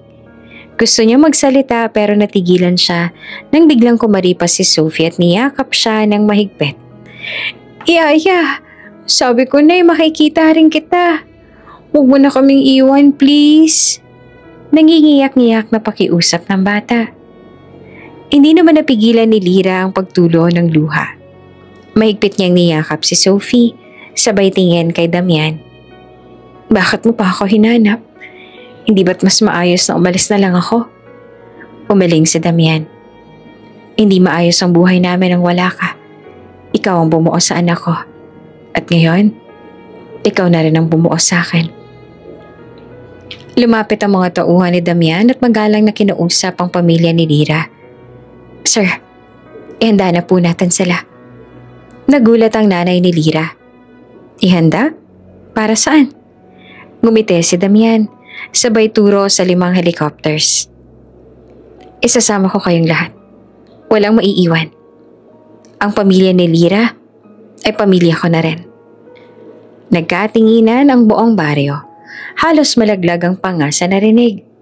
Sino ba namang may kakilalang bilyonaryo na handang sunduin ang buong pamilya gamit ang 5 helicopters? Akala ko ba si Mayor mapapangasawa ni Lira? Bulong ng isang chismosa. Hindi, huy. Mas mataas ang level niyan, bilyonaryong kumuha. Sagot ng isa. Halos mahimatay naman sa kilig. Isa-isang sumakay sa helicopters ang pamilya ni Lira. Nag-aatubiliman, wala silang nagawa ng personal silang aloke ni Damian. Nay, Tay, huwag kayong mag-alala. Hindi ko kayo pababayaan. Ani Lira na hawak ang kamay ng mga magulang. Anak, hindi kami makapaniwala. Pero kung tunay na siyang nagmamahal sa'yo, susuportahan ka namin. Sagot ng kaniyang ama. Bago tuluyang umalis, huminto sandali si Lira at tumingin sa baryo. Nakita niya ang mga kapitbahay na nagtitilian, nagbubulungan at kumakaway. Para bang isang eksenang hango sa isang fairy tale. Mula sa simpleng katulong, ngayon sinusundo ng 5 helicopters ng isang bilyonaryo. Pag-angat ng mga makina, umalingaw-ngaw ang sigawan at palakpakan ng buong baryo. Hindi pa rin makapaniwala ang lahat sa kanilang harapan na naganap ang isang kwento na tila sa pelikula lang nakikita. Habang lumilipad ang mga helicopters palayo, nakasilip si Lira sa bintana. Yakap-yakap si Sophie. Sa unang pagkakataon, may bahid ng pag-asa sa kanyang puso. Ngunit sa kabilang dako, nakamasid si Vanessa mula sa malayo. Sakay ng isang kotse. Naka-dark shades siya at sa labi nakaguhit ang malamig na ngiti. Hindi pa tapos ang laban, Damian. Hindi mo siya makukuha ng ganun-ganun lang. Bulong niya na puno ng galit at panipugo. Paglapag ng mga helicopter sa malawak na hardin ng mansyon, parang malaking selebrasyon ang bumungad sa pamilya ni Lira. May mga nakahilera pang kasambahay at gwardya, handang sumalubong. Ang malalaking pinto ng mansyon ay dahan-dahang bumukas. Tila ba nagsasaad na may bagong kabanatang magsisimula. Si Sophie ang pinakaunang bumaba. Nakangiti siya habang mahigpit na hawak ang kamay ni Lira. Yaya, ito na yung bahay natin. Welcome home. Kasunod nilang bumaba ang pamilya ni Lira. Kinakabahan, hindi alam kung saan titingin. Sanay silang sa kubong gawa sa kawayan kaya't ang makapasok sa napakalaking mansyon na may kristal na chandelier at marmol na sahig ay halos hindi nila mawari. Diyos ko, bulong ng ina ni Lira, hawak ang dibdib. Para akong nananaginip. Sa loob naghihintay si Damian. Nakaayos at seryoso ang mukha. Tinapik nila ang balikat ni Lira bago humarap sa lahat. Mula ngayon, malakas ang boses na umalingaw-ngaw sa bulwagan. Kilalanin ninyo si Lira. Hindi bilang katulong, kundi bilang taong pinakamahalaga sa akin at kay Sophie. Tahimik ang mga tauhan, pero halata sa mga mata nila ang pagkabigla. Lalong lumapit si Sophie kay Lira at yumakap. Wala nang aalis. Si Yaya Lira ang pamilya ko. Nagsimulang palakpakan ng ilang kasambahay, tanda ng pagpayag. Ngunit hindi lahat ay masaya. Biglang bumukas ang pinto. Dumating si Vanessa, nakaputing bestida ngunit halatang magulong itsura. Nakataas ang kilay. At galit na galit ang mga mata. Damian! Malakas yung sigaw. Tumutunog ang takong ng sapatos sa sahig. Ano to? Anong ginagawa ng babaeng yan dito? Kasama pa ang buong pamilya niya? Natigilan ang lahat. Tumigil ang palakpakan. Napalitan ang kaba. Lumapit si Damian at mariin ang tinig. Vanessa, wala ka ng karapatang magtanong. Tapos na ang lahat. Pero hindi nagpatinag si Vanessa. Hindi mo ako pwedeng basta-basta palitan ng isang hamak na katulong. Kahihiyan nito sa lahat ng kaibigan at kaanak natin. Lalong humigpit ang hawak ni Sophie kay Lira. Daddy, ayoko kay Tita Vanessa. Huwag mo nang palalapitin sa amin. Napapikit si Damian. Huminga ng malalim. Pagdilat niya, dumiretso ang titig kay Vanessa. Lahat ng ginawa mo kay Sophie, alam ko na. Lahat ng paninira mo kay Lira, nakita ko rin. Hindi ko nahahayaang muling mangyari yon. Parang binuhusan ng malamig na tubig si Vanessa. Ano sinasabi mo? Nanginginig ang tinig. Sumagot ang isa sa mga gwardya. Ma'am, nakita na po lahat sa CCTV. Wala na pong maililihim. Biglang nag-ingay yung mga tao sa paligid. Ang iba lihim ng ngumiti. Parang matagal nang gustong masampal ng katotohanan si Vanessa. Halos mabaliw naman si Vanessa sa hiya. Lumapit siya kay Lira, galit na galit. Ikaw ang sumira sa lahat ng plano ko.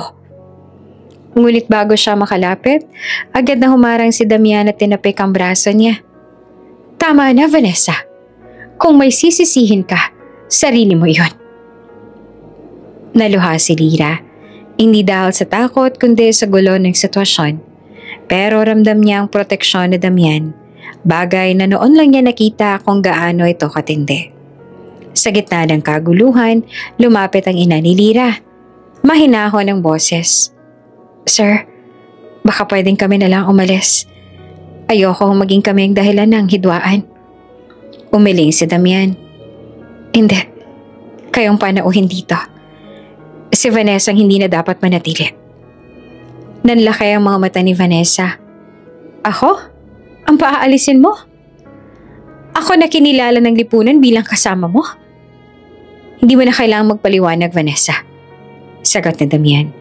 Hindi ako bulag. Nagtakbuhan ng ilang kasambahay para pigilan si Vanessa. Nang magsimulang magwala, sinisigaw niya ang pangalan ni Damian. Humihingi ng isa pang pagkakataon. Ngunit matatag ang lalaki, hindi na nagpakita ng awa. Wala ka nang babalikan, Vanessa. Simula ngayon, hindi ka na bahagi ng buhay namin. Umiyak si Sophie, ngunit hindi dahil sa lungkot, bagos dahil sa ginawa. Yumakap siya kay Lira, halos ayaw niyang bumitaw. Finally, Yaya, wala na si Tita. Hindi na ako masasaktan. Pagkatapos ng tensyon, muling nagsalita si Damian. Simula ngayon, ang mansyong ito ay tahanan ni Lira at ang pamilya niya. Respeto at pagkalinga ang dapat ibigay ninyo sa kanila. Isa-isang yumuko ang mga tauhan, tanda ng pagsang-ayon. Ang ina ni Lira halos maiyak. Hindi ko ay nakalang darating ang araw na to, Damian. Salamat at pinanindigan mo ang anak ko. Tumingin si Damian kay Lira. Dapat lang. Mula nang nakilala ko siya, unti-unti kong naiintindihan kung ano ang ibig sabihin ng pamilya. At ngayon, wala na makakapigil sa akin na ipaglaban siya. Nang naglalakad sila papasok sa loob ng mansyon, naramdaman ni Lira ang magkahalong kaba at tuwa. Sa kabila ng lahat ng pagsubok, naroon na sila sa lugar na minsang tila imposible. Ngunit sa kabilang dulo ng bulwagan, dumungaw si Vanessa. Hawak ng 2 gwardya. Galit na galit pa rin ang mga mata. Tila ba nangakong hindi matatapos doon ng lahat. At sa isip ni Lira, alam niyang hindi pa tapos ang laban. Ngunit ngayong kasama na nila si Damian at si Sophie, handa siyang harapin ang kahit anong bagyo. Tahimik ang gabi sa mansyon. Ang buong pamilya ni Lira ay nasa malaking dining hall kasama sina Damian at Sophie. Sa gitna ng mesa ay nakahain ng mga pagkaing hindi nila inaakalang matitikman. Steak, pasta, mga prutas na nakaayos sa parang pang-fiesta. Subalit higit pa sa pagkain, dama ni Lira ang init ng pagtanggap sa kanila. Kahit may ilang tauhan pa rin hindi makapaniwala sa nangyayari. Habang kumakain, napansin ng lahat na tila may mabigat na iniisip si Damian. Hindi siya tulad ng dati na puro negosyo ang laman ng isip. Ngayon, nakatitig siya kay Lira, na abala naman sa pagtulong kay Sophie na maghiwa ng karne. Lira, mahinahon niyang wika. Pwede ba tayong mag-usap pagkatapos nito? Nagtaka si Lira ngunit tumango. Sige po, Sir Damian. Pagkatapos ng hapunan, dinala ni Damian ang lahat sa malawak na hardin sa likod ng mansyon. Ang mga ilaw na nakapalibot sa mga puno ay kumikislap. Tila ba nagsasayaw sa ilalim ng bituin. Sa gitna ay may maliit na entablado. May nakahandang upuan para sa pamilya ni Lira. Nagkatinginan sila. Nagtataka kung anong mangyayari. Ngunit si Damian ay tila determinado. Tumayo siya sa gitna, huminga ng malalim, at tumingin kay Lira. Ngayong nandito na ang lahat ng taong mahalaga. Nagsimula siya. Mababa ang tinig, ngunit mariin. Gusto kong sabihin ang matagal ko nang tinatago. Kumunot ang noo ni Lira. Sir, ano pong ibig niyo sabihin? Sa halip na sumagot, dahan-dahan niyang inilabas ang isang maliit na kahon mula sa bulsa. Pagbukas niya, kumislap ang isang singsing na hindi basta-basta. Hindi lamang dahil sa kinang nito, kundi dahil sa bigat ng kahulugan. Lira, malalim ang tinig ni Damian. Ikaw ang gusto kong pakasalan. Nagulat ang lahat. Nabitiwan pa ang kapatid ni Lira, ang basong hawak niya. Ang kanyang ina ay napakapit sa dibdib, parang hindi makapaniwala. Si Lira naman ay natigilan. Para siyang tinamaan ng malakas na hangin na hindi makuha ang tamang hinga. Sir? Ako? Halos pabulong ang tanong niya, puno ng pagdududa. Hindi ako nagbibiro, tugon ni Damian. Diretso ang tingin sa kanya. Matagal ko nang nakikita kung paano mong minahal si Sophie. Kung paano mong tinaya ang sarili mong kaligtasan para sa kanya. At doon ko napagtanto. Ikaw ang babaeng gusto kong makasama habang buhay. Tumulo ang luha sa mga mata ni Sophie. Tumakbo siya papunta kay Lira at mahigpit na niyakap ito. Please, mommy ka na namin. Umiiyak niyang wika. Ayoko mawala ka ulit. Natigilan si Lira. Ang puso niya ay humahampas ng napakalakas sa dibdib. Sa isang iglap, bumalik sa isip niya ang lahat ng pinagdaanan. Ang mga pang-aapi ni Vanessa, ang mga pagkakataong halos mawalan siya ng trabaho, at ang mga gabing umiiyak si Sophie sa kanyang kandungan. Ngayon, narito siya. Pinapapili ng isang bagay na hindi niya kailanman inakala, ang maging asawa ng bilyonaryo at maging ina ng batang minahal niya na parang sarili. Sir Damian, mahinahon niyang sabit. Hindi ako sigurado kung karapat-dapat ako. Ako ay simpleng katulong lang, sanay sa hirap. Paano kung hindi ko kayanin ang mundong ginagalawan ninyo? Lumapit si Damian, hinawakan ang kamay niya.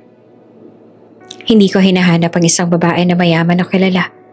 Ang hinahanap ko, yung may pusong tunay na nagmamahal. At ikaw lang ang nakita kong ganon. Napaiyak ang ina ni Lira. Tinakpan ng bibig habang pinagmamasdan ng tagpo.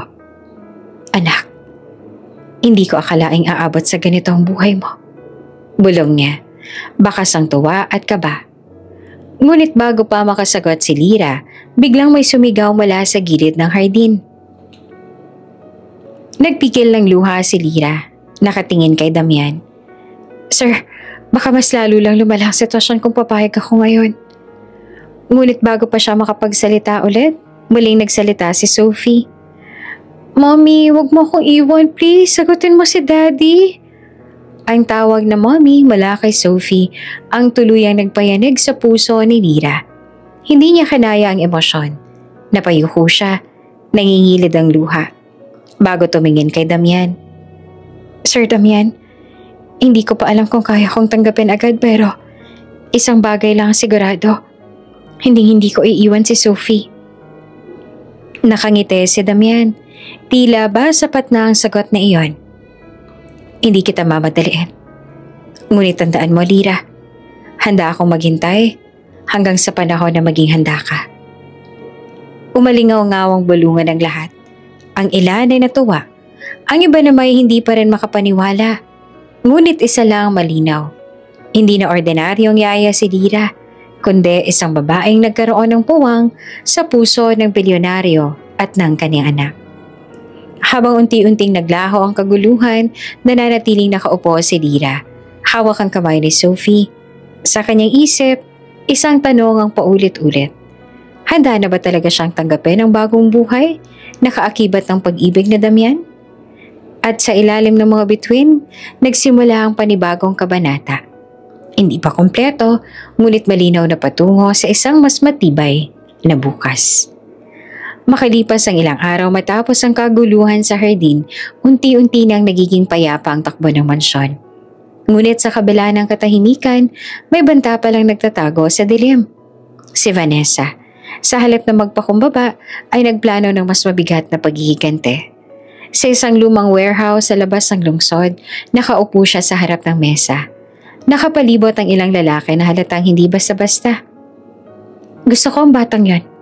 Malamig niyang utos. Si Sophie, kapag nasa akin siya, sigurado akong luluhod si Damian at iiwan niya ang babaeng yon. Nagkatinginan ng mga lalaki, ngunit wala ni isang tumanggi. Malaki ang perang ipinangako ni Vanessa kapalit ng kanilang serbisyo.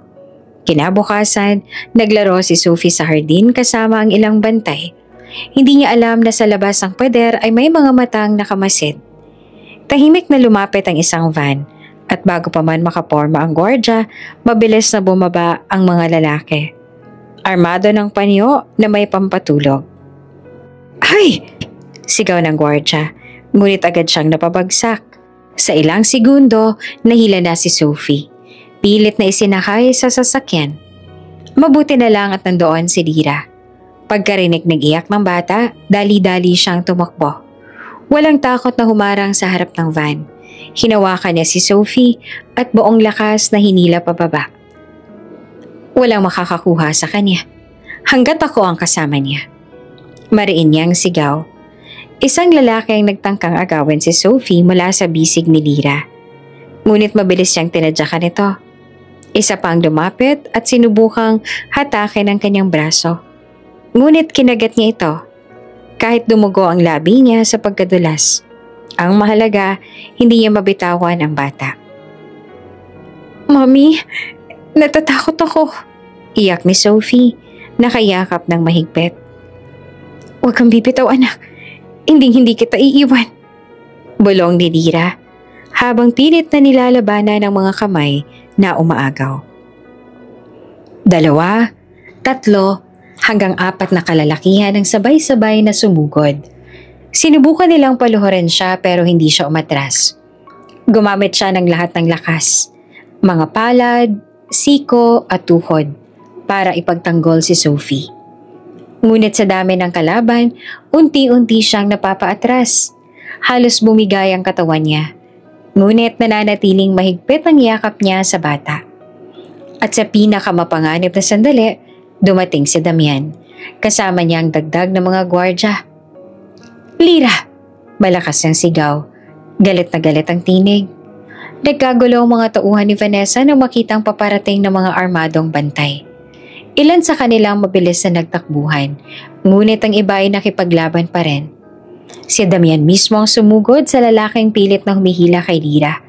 Isang malakas na suntok ang pinakawalan niya. Dahilan para bumagsak ito kaagad. Hinawakan niya si Lira sa balikat. Ayos ka lang ba? Hingal na hingal naman si Lira. Nanginginig sa pagod. Ngunit hindi niya binitiwan si Sophie kahit saglit. Basta't ligtas siya, ayos lang ako. Ngunit hindi pa tapos ang lahat. Sa malayo, lumitaw si Vanessa. Nakamasid habang nagkakagulo. Ang mukha niya ay puno ng galit at pagkadismaya. "Hindi niyo ako malalampasan!" sigaw niya. "Kung hindi mapupunta sa akin si Damian, sisiguraduhin kong wala ring makakakuha sa kanya." Hinugot niya ang baril mula sa bag at mabilis na tinutok iyon kay Lyra. Nagulat ang lahat. "Vanessa, wag!" sigaw ni Damian. Sabay hakbang paharap para hadlangan. Ngunit mabilis na tumayo si Lyra. Hinarap si Vanessa habang mahigpit pa ring hawak si Sophie. "Kung ako ang target mo, ako na lang. Huwag mong idamay ang bata." Nanginginig ang kamay ni Vanessa sa hawak na barel.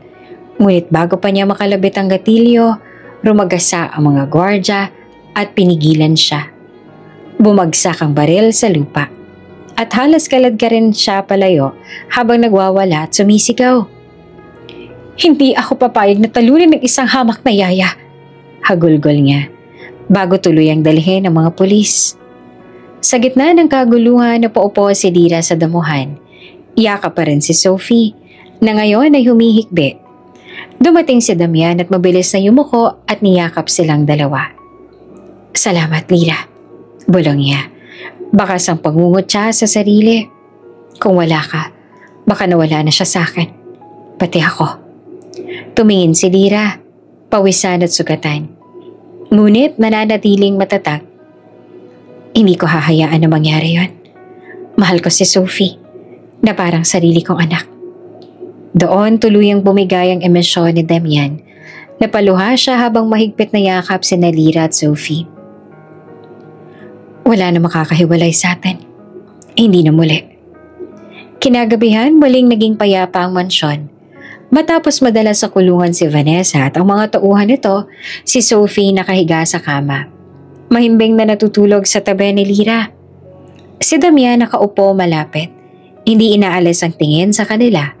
Ang imaheng iyon, isang batang ligtas at isang babaeng handang magsakripisyo, ang nagpatibay sa kanyang pasya. Hindi niya nahahayaang mawala pa si Lyra sa buhay nila. Mabilis na kumalat ang balita tungkol sa tangkang pagdukot kay Sophie. Lahat ng istasyon ng radyo, telebisyon at pahayagan ay halos sabay-sabay na nagulat. Ang pangalan ni Vanessa ay naging laman ng mga headline. Hindi bilang fiancé ng isang kilalang bilyonaryo, kundi bilang isang babaeng tinangka ang buhay ng isang bata. Kinabukasan, isang malaking press conference ay nihanda ni Damian. Puno ng bulwagan ng mga mamamahayag, mga kamera at mga tagahanga ng pamilya. Naghihintay silang lahat ng pahayag mula mismo sa bibig ng bilyonaryo. Pagpasok ni Damian sa entablado kasunod ni Lyra at ni Sophie, agad na umalingaw-ngaw ang flash ng kamera.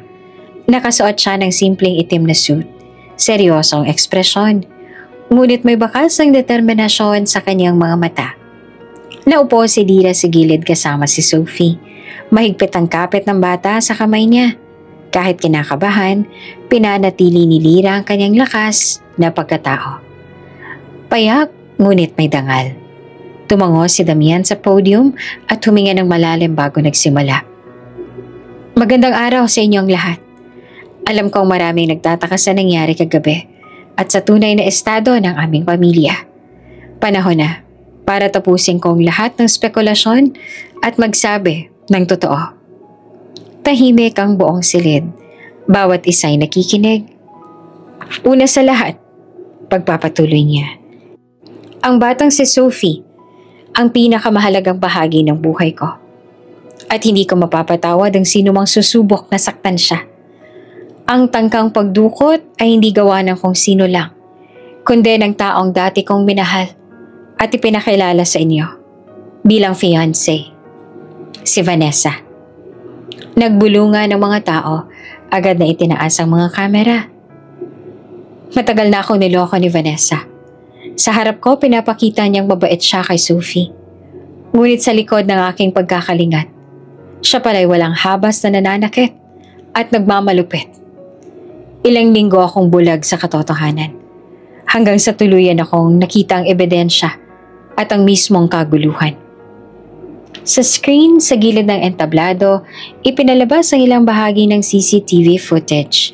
Ang reaksyon ng media ay halos sabay-sabay. Mga sigaw, mga tanong, at galit laban kay Vanessa. Ngayon, malinaw na ang lahat. Mariing sambit ni Damian. Wala na kaming relasyon ni Vanessa. At hindi ko kailanman papayagan na maging bahagi siya ng aming buhay ulit. Siya'y haharap sa hustisya sa lahat ng kaniyang kasalanan. Pumalakpak ang ilan habang ang iba naman ay nagsulat ng mabilis sa kanilang mga notepad. Ngunit bago matapos ang kanyang talumpati, ibinaling na Damian ang tingin kay Lira. Gusto ko ring linawin ang isang bagay. Sa lahat ng panahong yon, may isang tao na hindi kailanman iniwan si Sophie. Isang taong handang ibigay ang buhay niya para sa bata. Isang simpleng babae na inakala ng marami walang halaga. Dahan-dahan niyang tinuro si Lira. Siya si Lira, ang taong tunay kong minamahal. Napatitig ang lahat kay Lira. Ang ilang mamamahayag ay napaawang bibig. Ang iba ay ngumiti, tila natuwa sa revelasyon. Ngunit higit sa lahat si Sophie ang pinakamasaya. Yumakap siya kay Lira. Halos ayaw nang bumitaw. Mami na kita. Bulong niya kahit nasa harap ng daan-daang tao. Nag-umapaw ang emosyon sa buong bulwagan. May mga umiyak, may mga palakpak, at may ilan ding nagtanong ng malakas. Sir Damian, totoo po bang pakakasalan ninyo siya? Hindi ba kayo natatakot na pintasan ng lipunan ang desisyon ninyo? Humakbang si Damian pabalik sa podium. Hindi natitinag. Hindi ko pinapahalagahan ang sasabihin ng iba. Ang mahalaga ay ang kaligtasan at kaligayahan ng anak ko. At doon, si Lirang pumuno ng kakulangan. Kaya oo, siya ang babaeng gusto kong makasama sa buong buhay ko. At kung may tututol man, wala akong pakialam. Samantala sa kulungan si Vanessa ay nanonood sa telebisyon. Nakatanikala na ang kanyang mga kamay. Nanginginig sa galit habang pinapanood kung paanong binasura ng publiko ang kanyang pangalan. Hahamakin niyo man ako. Bulong niya na puno ng hinanakit. Pero babangon ako. Hindi pa dito nagtatapos. Ngunit sa harap ng media at ng sambayanan, malinaw ang hatol. Siya ang kontrabida sa kwento. At si Lira, ang babaeng piniling ipaglaban ng bilyonaryo. Pagkatapos ng press conference, lumabas sina Damian, Lira at Sophie sa harap ng mansyon. Naghihiyawan ang mga tao, naglaladlad ng placard at nagsisigaw ng suporta. Lira, mahal ka namin! Damian, tama ang desisyon mo. Napangiti si Lira. Kahit naiilang, hindi niya akalain na mula sa pagiging yaya, mararanasan niya ang ganitong uri ng atensyon. Ngunit higit sa lahat, ramdam niya ang kasiguraduhan, hindi na siya nag-iisa. Si Damian, mahigpit ang hawak sa kanyang kamay. Simula ngayon, wala nang pagtatago. Ikaw at si Sophie ang mundo ko. At sa unang pagkakataon, matapos ang lahat ng unos, nakahinga ng maluwag si Lira. Kumalat sa buong bansa ang press conference na ginawa ni Damian. Sa loob lamang ng ilang oras, puno ng balita ang telebisyon, radyo at social media tungkol sa revelasyon niya. Ang headline na paulit-ulit na nababasa ng lahat, From Maid to Lady of the Mansion. Maraming natuwa, ngunit hindi rin nawawala ang mga mapanghusga. Katulong lang siya dati. Paano siya naging karapat-dapat kay Damian? Bulalas ng isang kolumnista sa kanyang programa sa TV. Hindi ba nakakahiya? Isang bilyonaryo pakakasalan ng dating yaya? Ang mga pahayag na yon ay kumalat sa social media. May mga taong pumapalakpak sa desisyon ni Damian. Ngunit may ilan ding nagbibitiw ng masasakit na salita laban kay Lira. Samantala, si Lira ay nasa loob naman ng mansyon. Tahimik na nakaupo sa veranda habang pinapanood si Sophie na naglalaro sa hardin. Hindi niya maiwasang makaramdam ng kaba. Totoo, mahal siya ni Damian at ni Sophie. Pero, papaano kung hindi siya tanggapin ng lipunan? Lumapit si Damian, dala ang 2 tasa ng tsaa. Ibinigay niya ang isa kay Lira at tumabi. May iniisip ka? Wika niya habang pinagmamasdan ng mukha nito. Huminga ng malalim si Lira. Hindi madali ang lahat. Alam kong maraming kumukotsa sa akin. Kahit saan ako tumingin, may nagsasabing hindi ako bagay sa'yo. Hinawakan ni Damian ang kanyang kamay. Wala akong pakialam sa sinasabi nila. Ang mahalaga, kasama ka namin ni Sophie. At kung may hahamak man sa'yo, ako mismo ang lalaban. Biglang tumakbo si Sophie papalapit. Pawis at masaya, yumakap ito kay Lyra. Mommy, huwag kang malulungkot. Ako, mahal na mahal kita. At wala akong pakialam sa ibang tao. Naluha si Lyra sa sinabi ng bata. Ramdam niya ang katotohanan. Sa gitna ng lahat ng panghuhusga, may dalawang taong handang tumayo para sa kanya. Ilang araw ang lumipas, muling humarap si Damian sa media. Sa pagkakataong ito, kasama niya sina Lyra at Sophie sa mismong gitna ng entablado sa mansyon. Libo-libong tao ang nagtipon sa labas. Hawak ang mga cellphone, camera at placard. Alam kong marami sa inyo ang nagtataka kung bakit ko pinili si Lyra. Paniwala ni Damian. Marahil sa mata ng ilan, isa lang siyang dating katulong. Pero sa mata ko at ng anak ko, siya ang babaeng nagligtas at nagmahal ng higit pa sa sarili niya. Lumapit si Sophie sa mikropono at sa inosente niyang boses nagsalita. Siya ang mami ko. Kung wala siya, hindi ako ligtas ngayon. Kaya huwag niyong sabihin hindi bagay. Siya ang pinakamahal at pinakaimportanteng tao sa buhay namin. Nagpalakpakan ng karamihan. Maraming mata ang naiyak. Lalo na ang mga nanay at tatay na naroon. Kinabukasan, iba na ang tono ng mga pahayagan. True love knows no status. Damian defends Lyra. She is the woman I love. At home with the new lady of the mansion. Nagbago rin ang damdamin ng karamihan. Ang dating mapanghusga, unti-unting natabunan ng respeto. May mga babae sa karaniwang pamayanan na humahanga kay Lyra.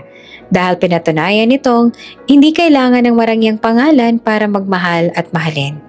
Sa isang panayam sa TV, may tinanong si Damian. Sir Damian, hindi po ba kayo natatakot sa desisyon ninyo?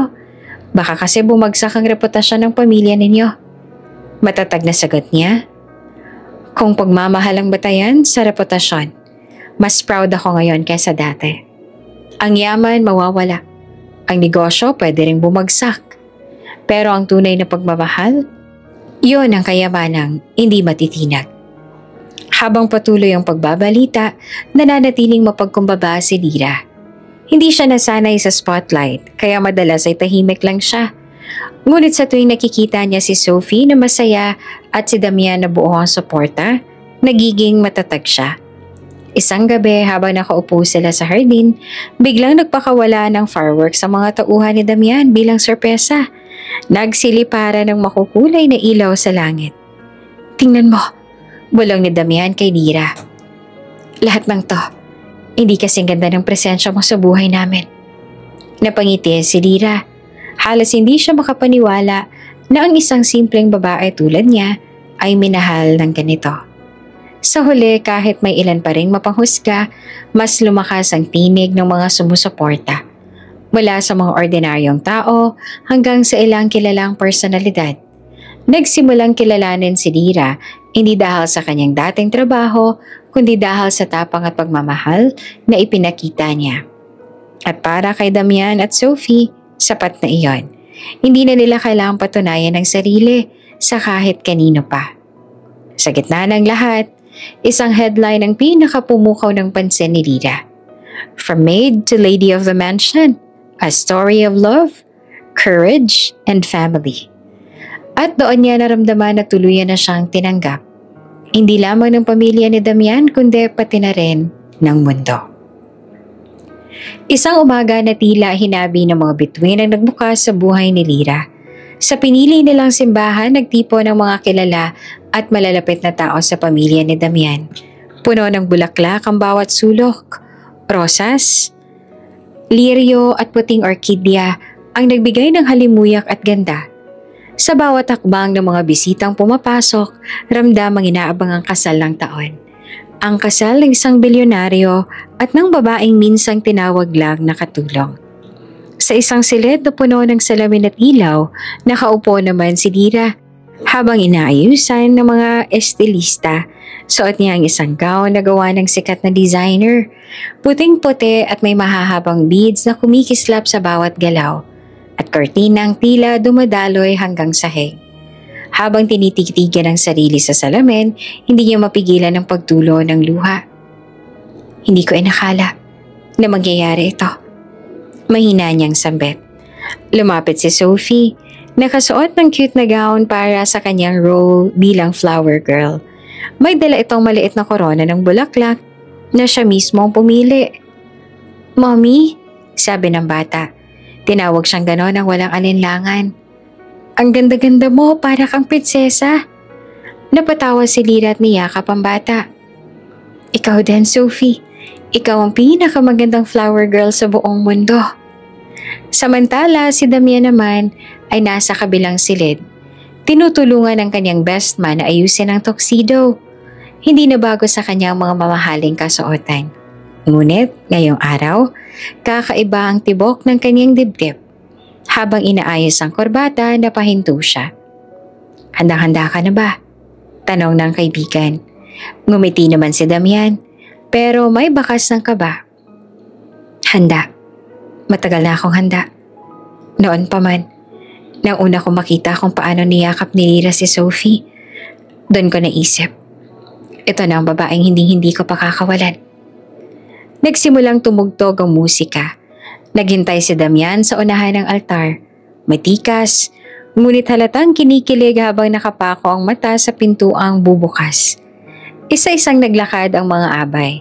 Kasunod ang ilang kamag-anak. Pagkatapos ay dumating si Sophie. May dalang maliit na basket ng petals.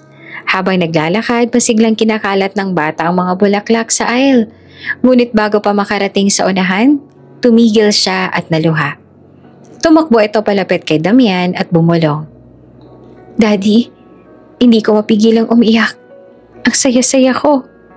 Pinunasan ni Damian ang luha ng anak. "Huwag kang mag-alala, Sophie. Mas lalo ka pang iiyak mamaya kasi magiging buo na tayo." Nagpatuloy ang musika at sa wakas, bumukas ang pinto. Pumasok si Lira. Nakaalalay ang isa sa kanyang mga kapatid. Lahat ng matay na pako sa kanya. Ang dating babaeng tahimik lang sa likod ng mansyon, ngayon nakatayo na bilang reyna ng sandaling iyon. Ang bawat takbang niya ay parang mabagal na sayaw na nakaukit sa alaala ng lahat ng nakasaksi. Si Damian hindi na nakapigil. Napaluha siya habang pinagmamasan ng kanyang magiging asawa. Nang magtagpo ang kanilang mga mata, ngumiti si Lira. At doon niya naunawaan na tama ang kanyang desisyon. Hindi kayamanan ang nagbuklod sa kanila, kundi isang puso na handang mag-alaga at magmahal. Nang dumating sila sa altar, nagsimula ang pare. Tahimik ang lahat. Tanging boses lamang ng pare at mahinang musika ang umaalingaw-ngaw. Dumating ang sandaling magsalita si Damian. Hawak niyang kamay ni Lira. Mariing tinitigan ang mga mata nito. "Lira, mula nang dumating ka sa buhay namin, binago mo ang lahat. Hindi pera ang nakita ko sa'yo, kundi puso. Isang pusong handang ipaglaban ng anak ko, kahit buhay mo pa ang kapalit. Simula ngayon, ako naman ang mangangako na ipagtatanggol ka, iingatan ka, at mamahalin ka habang buhay." Nang marinig iyon, muling bumuhos ang luha ni Lira. Hindi dahil sa kaba, kundi dahil sa sobrang tuwa. Sagot niya, nanginginig ang boses. "Damian, hindi ko inakalang may lugar pa ako sa isang mundo na tulad nito. Pero ipinakita mo sa akin na mahalaga ako. Hindi bilang katulong, hindi bilang yaya, kundi bilang taong minahal mo. Pangako, aalagaan ko kayo ni Sophie. Hindi dahil kailangan, kundi dahil mahal ko kayo."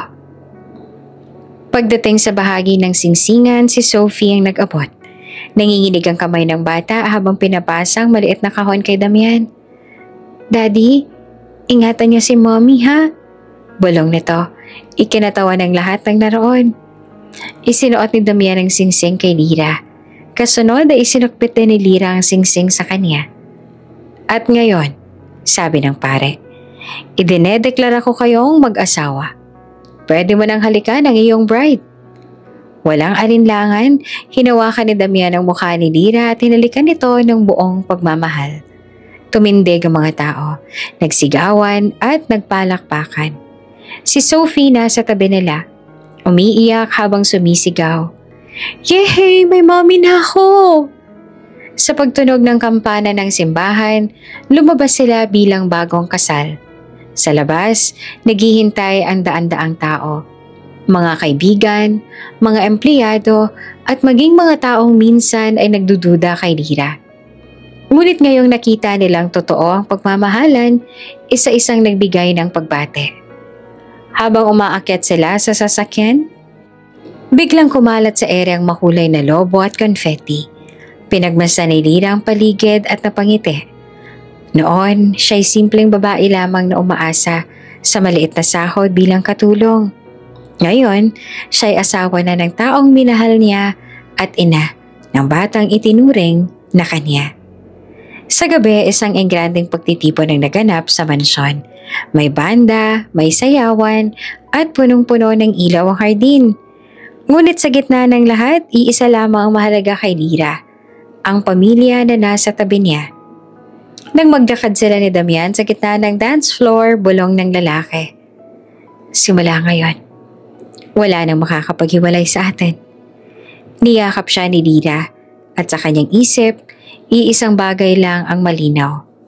Ito ang simula ng isang bagong yugto. Ang yugto kung saan wala na siyang kailangang ikubli sapagkat tinanggap na siya ng buo. At sa tabi nila, si Sophie naman ay masayang umiikot. Hawak ang basket na kanina'y puno ng petals. Umiiyak pa rin siya. Hindi dahil malungkot, kundi dahil sa wakas, kompleto na ang kaniyang pamilya. 3 taon ang lumipas sa malawak na hardin ng mansyon, masayang naglalaro ang 2 bata. Si Sophie na ngayon ay 8 taong gulang na at ang maliliit na batang lalaki na halos 3 taong gulang, anak ni Damian at Lira. Ang tawag nila rito ay si Lucas at tulad ng kaniyang ate, makulit, masiyahin at busilak ang puso. Mommy, tingnan mo! Ang taas ng kastilyo namin! Sigaw ni Sophie habang nakatayong proud sa sandcastle na ginawa nilang magkapatid. Nakangiti si Lira habang nakaupo sa isang swing, pinagmamasa ng dalawa. Lumapit si Damian, bit-bit ang tray ng juice at ilang sandwich. Di ka pa rin nagbabago, biro niya. Kapag nakatingin ka sa kanila para ka nawawala sa sarili. Paano ba naman? Sagot ni Lira habang inaabot ang baso. Ito ang mga araw na ipinagdarasal ko noon. Noon, na hindi ko alam kung may lugar ako sa buhay nila. Ngunit ngayon, narito ako, kasama kayo. Umupo si Damian sa tabi niya, nakayakap sa balikat niya. At hindi na magbabago yan. Ikaw ang puso ng pamilya natin. Sa loob ng mansyon, marami na rin nagbago. Kung dati madilim at puno ng tensyon ang bawat sulok, ngayon ay mas maliwanag, may halakhakan at punong-puno ng alaala. Sa dining hall may malaking larawan ng pamilya. Si Damian, si Lira, si Sophie at si Lucas. Ngunit higit sa lahat, sa gitna ng sala, may isang bagay na laging umaagaw ng atensyon ng mga bisita. Isang malaking frame na nakasabit sa dingding. Hindi iyon larawan ng kasal, ni painting ng mansyon. Ito ay CCTV footage. Ang mismong larawan na kuha mula sa video kung saan ipinagtanggol ni Lira si Sophie laban kay Vanessa.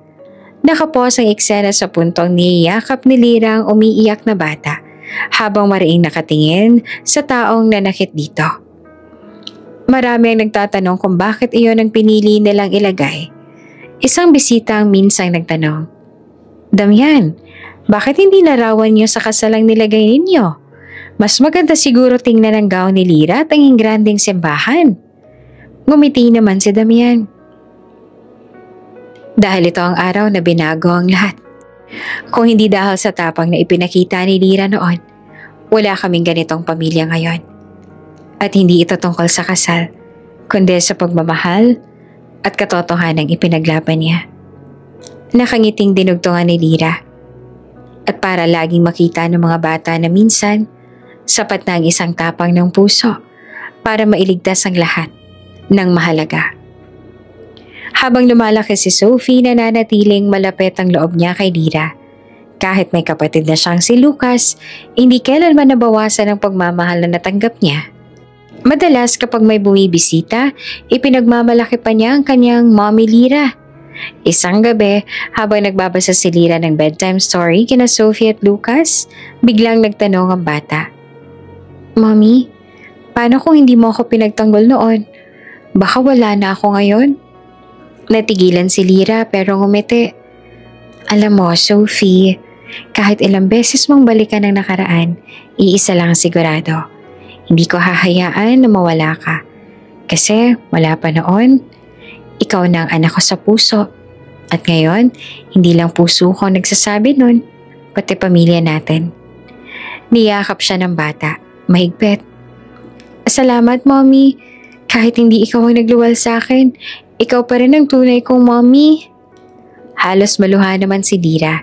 Habang si Damian na tahimik lang na nakikinig sa pinto ay napapangiti at napahinga ng malalim. Sa paglipas sa mga taon, natutunan ng lipunan na tanggapin ang kwento nila. Ang dating headline na may halong panghuhusga, Made Mary's Billionaire, ay naging inspirasyon para sa marami. Sa halip na pagtawanan, ginamit ng iba bilang paalala na hindi nakabatay sa estado ang halaga ng isang tao. May ilang magazine na muling nagsulat tungkol kay Lira. Ngunit sa tuwing may ini-interview sa kanya, iisa lang ang sagot niya. Hindi ako espesyal. Ginawa ko lang ang tama. Ngunit sa puso ni Damian at Sophie, higit pa roon ang kanyang nagawa. Siya ang nagligtas sa kanila, nagbigay ng liwanag, at nagturo kung paano magmahal ng walang takot. Isang hapon, habang nakaupo silang lahat sa hardin, pinagmamasdan ng paglubog ng araw. Nagsalita si Damian. Naalala mo ba nung unang beses tayo nagkita? Hindi mo malang ako matignan ng diretsyo. Ngayon, tignan mo tayo. May 2 anak, may tahanan, at may pagmamahalang hindi matitinag. Ngumiti si Lira. Hindi perang nakita ko sa'yo noon, Damian. Nakita ko ang ama na handang gawin ang lahat para sa anak niya. At doon ko nalaman, kahit gaano kayaman ang mundo mo, kailangan mo pa rin ng isang taong magmamahal ng totoo. Nagpatianod sa hangin ang kanilang tawanan, kasabay ng halakhak na Sophie at Lucas na nagtatakbuhan sa damuhan. Sa dulo ng lahat, malinaw ang larawan ng kanilang buhay. Isang pamilya na buo, hindi dahil sa pangalan, kundi dahil sa kayamanan. Kundi dahil sa tapang, pagmamahal, at tiwala. At sa bawat pagkakataon na napapatingin sila sa naka-frame na CCTV footage, paulit-ulit nilang naaalala. Iyon ang araw na nagligtas sa kanila mula sa kasinungalingan. At iyon din ang araw na nagsimula ang kanilang tunay na pamilya. At habang muling bumabagsak ang hapon at dumilim ang paligid, mas maliwanag kesa kailanman ang apoy ng pagmamahalan sa loob ng kanilang tahanan. Bago ka pa lang sa channel neto, ibang kwento ni Ate Jane, istorya mo, ikwento ko. Huwag kalimutang pindutin ang notification bell at subscribe button.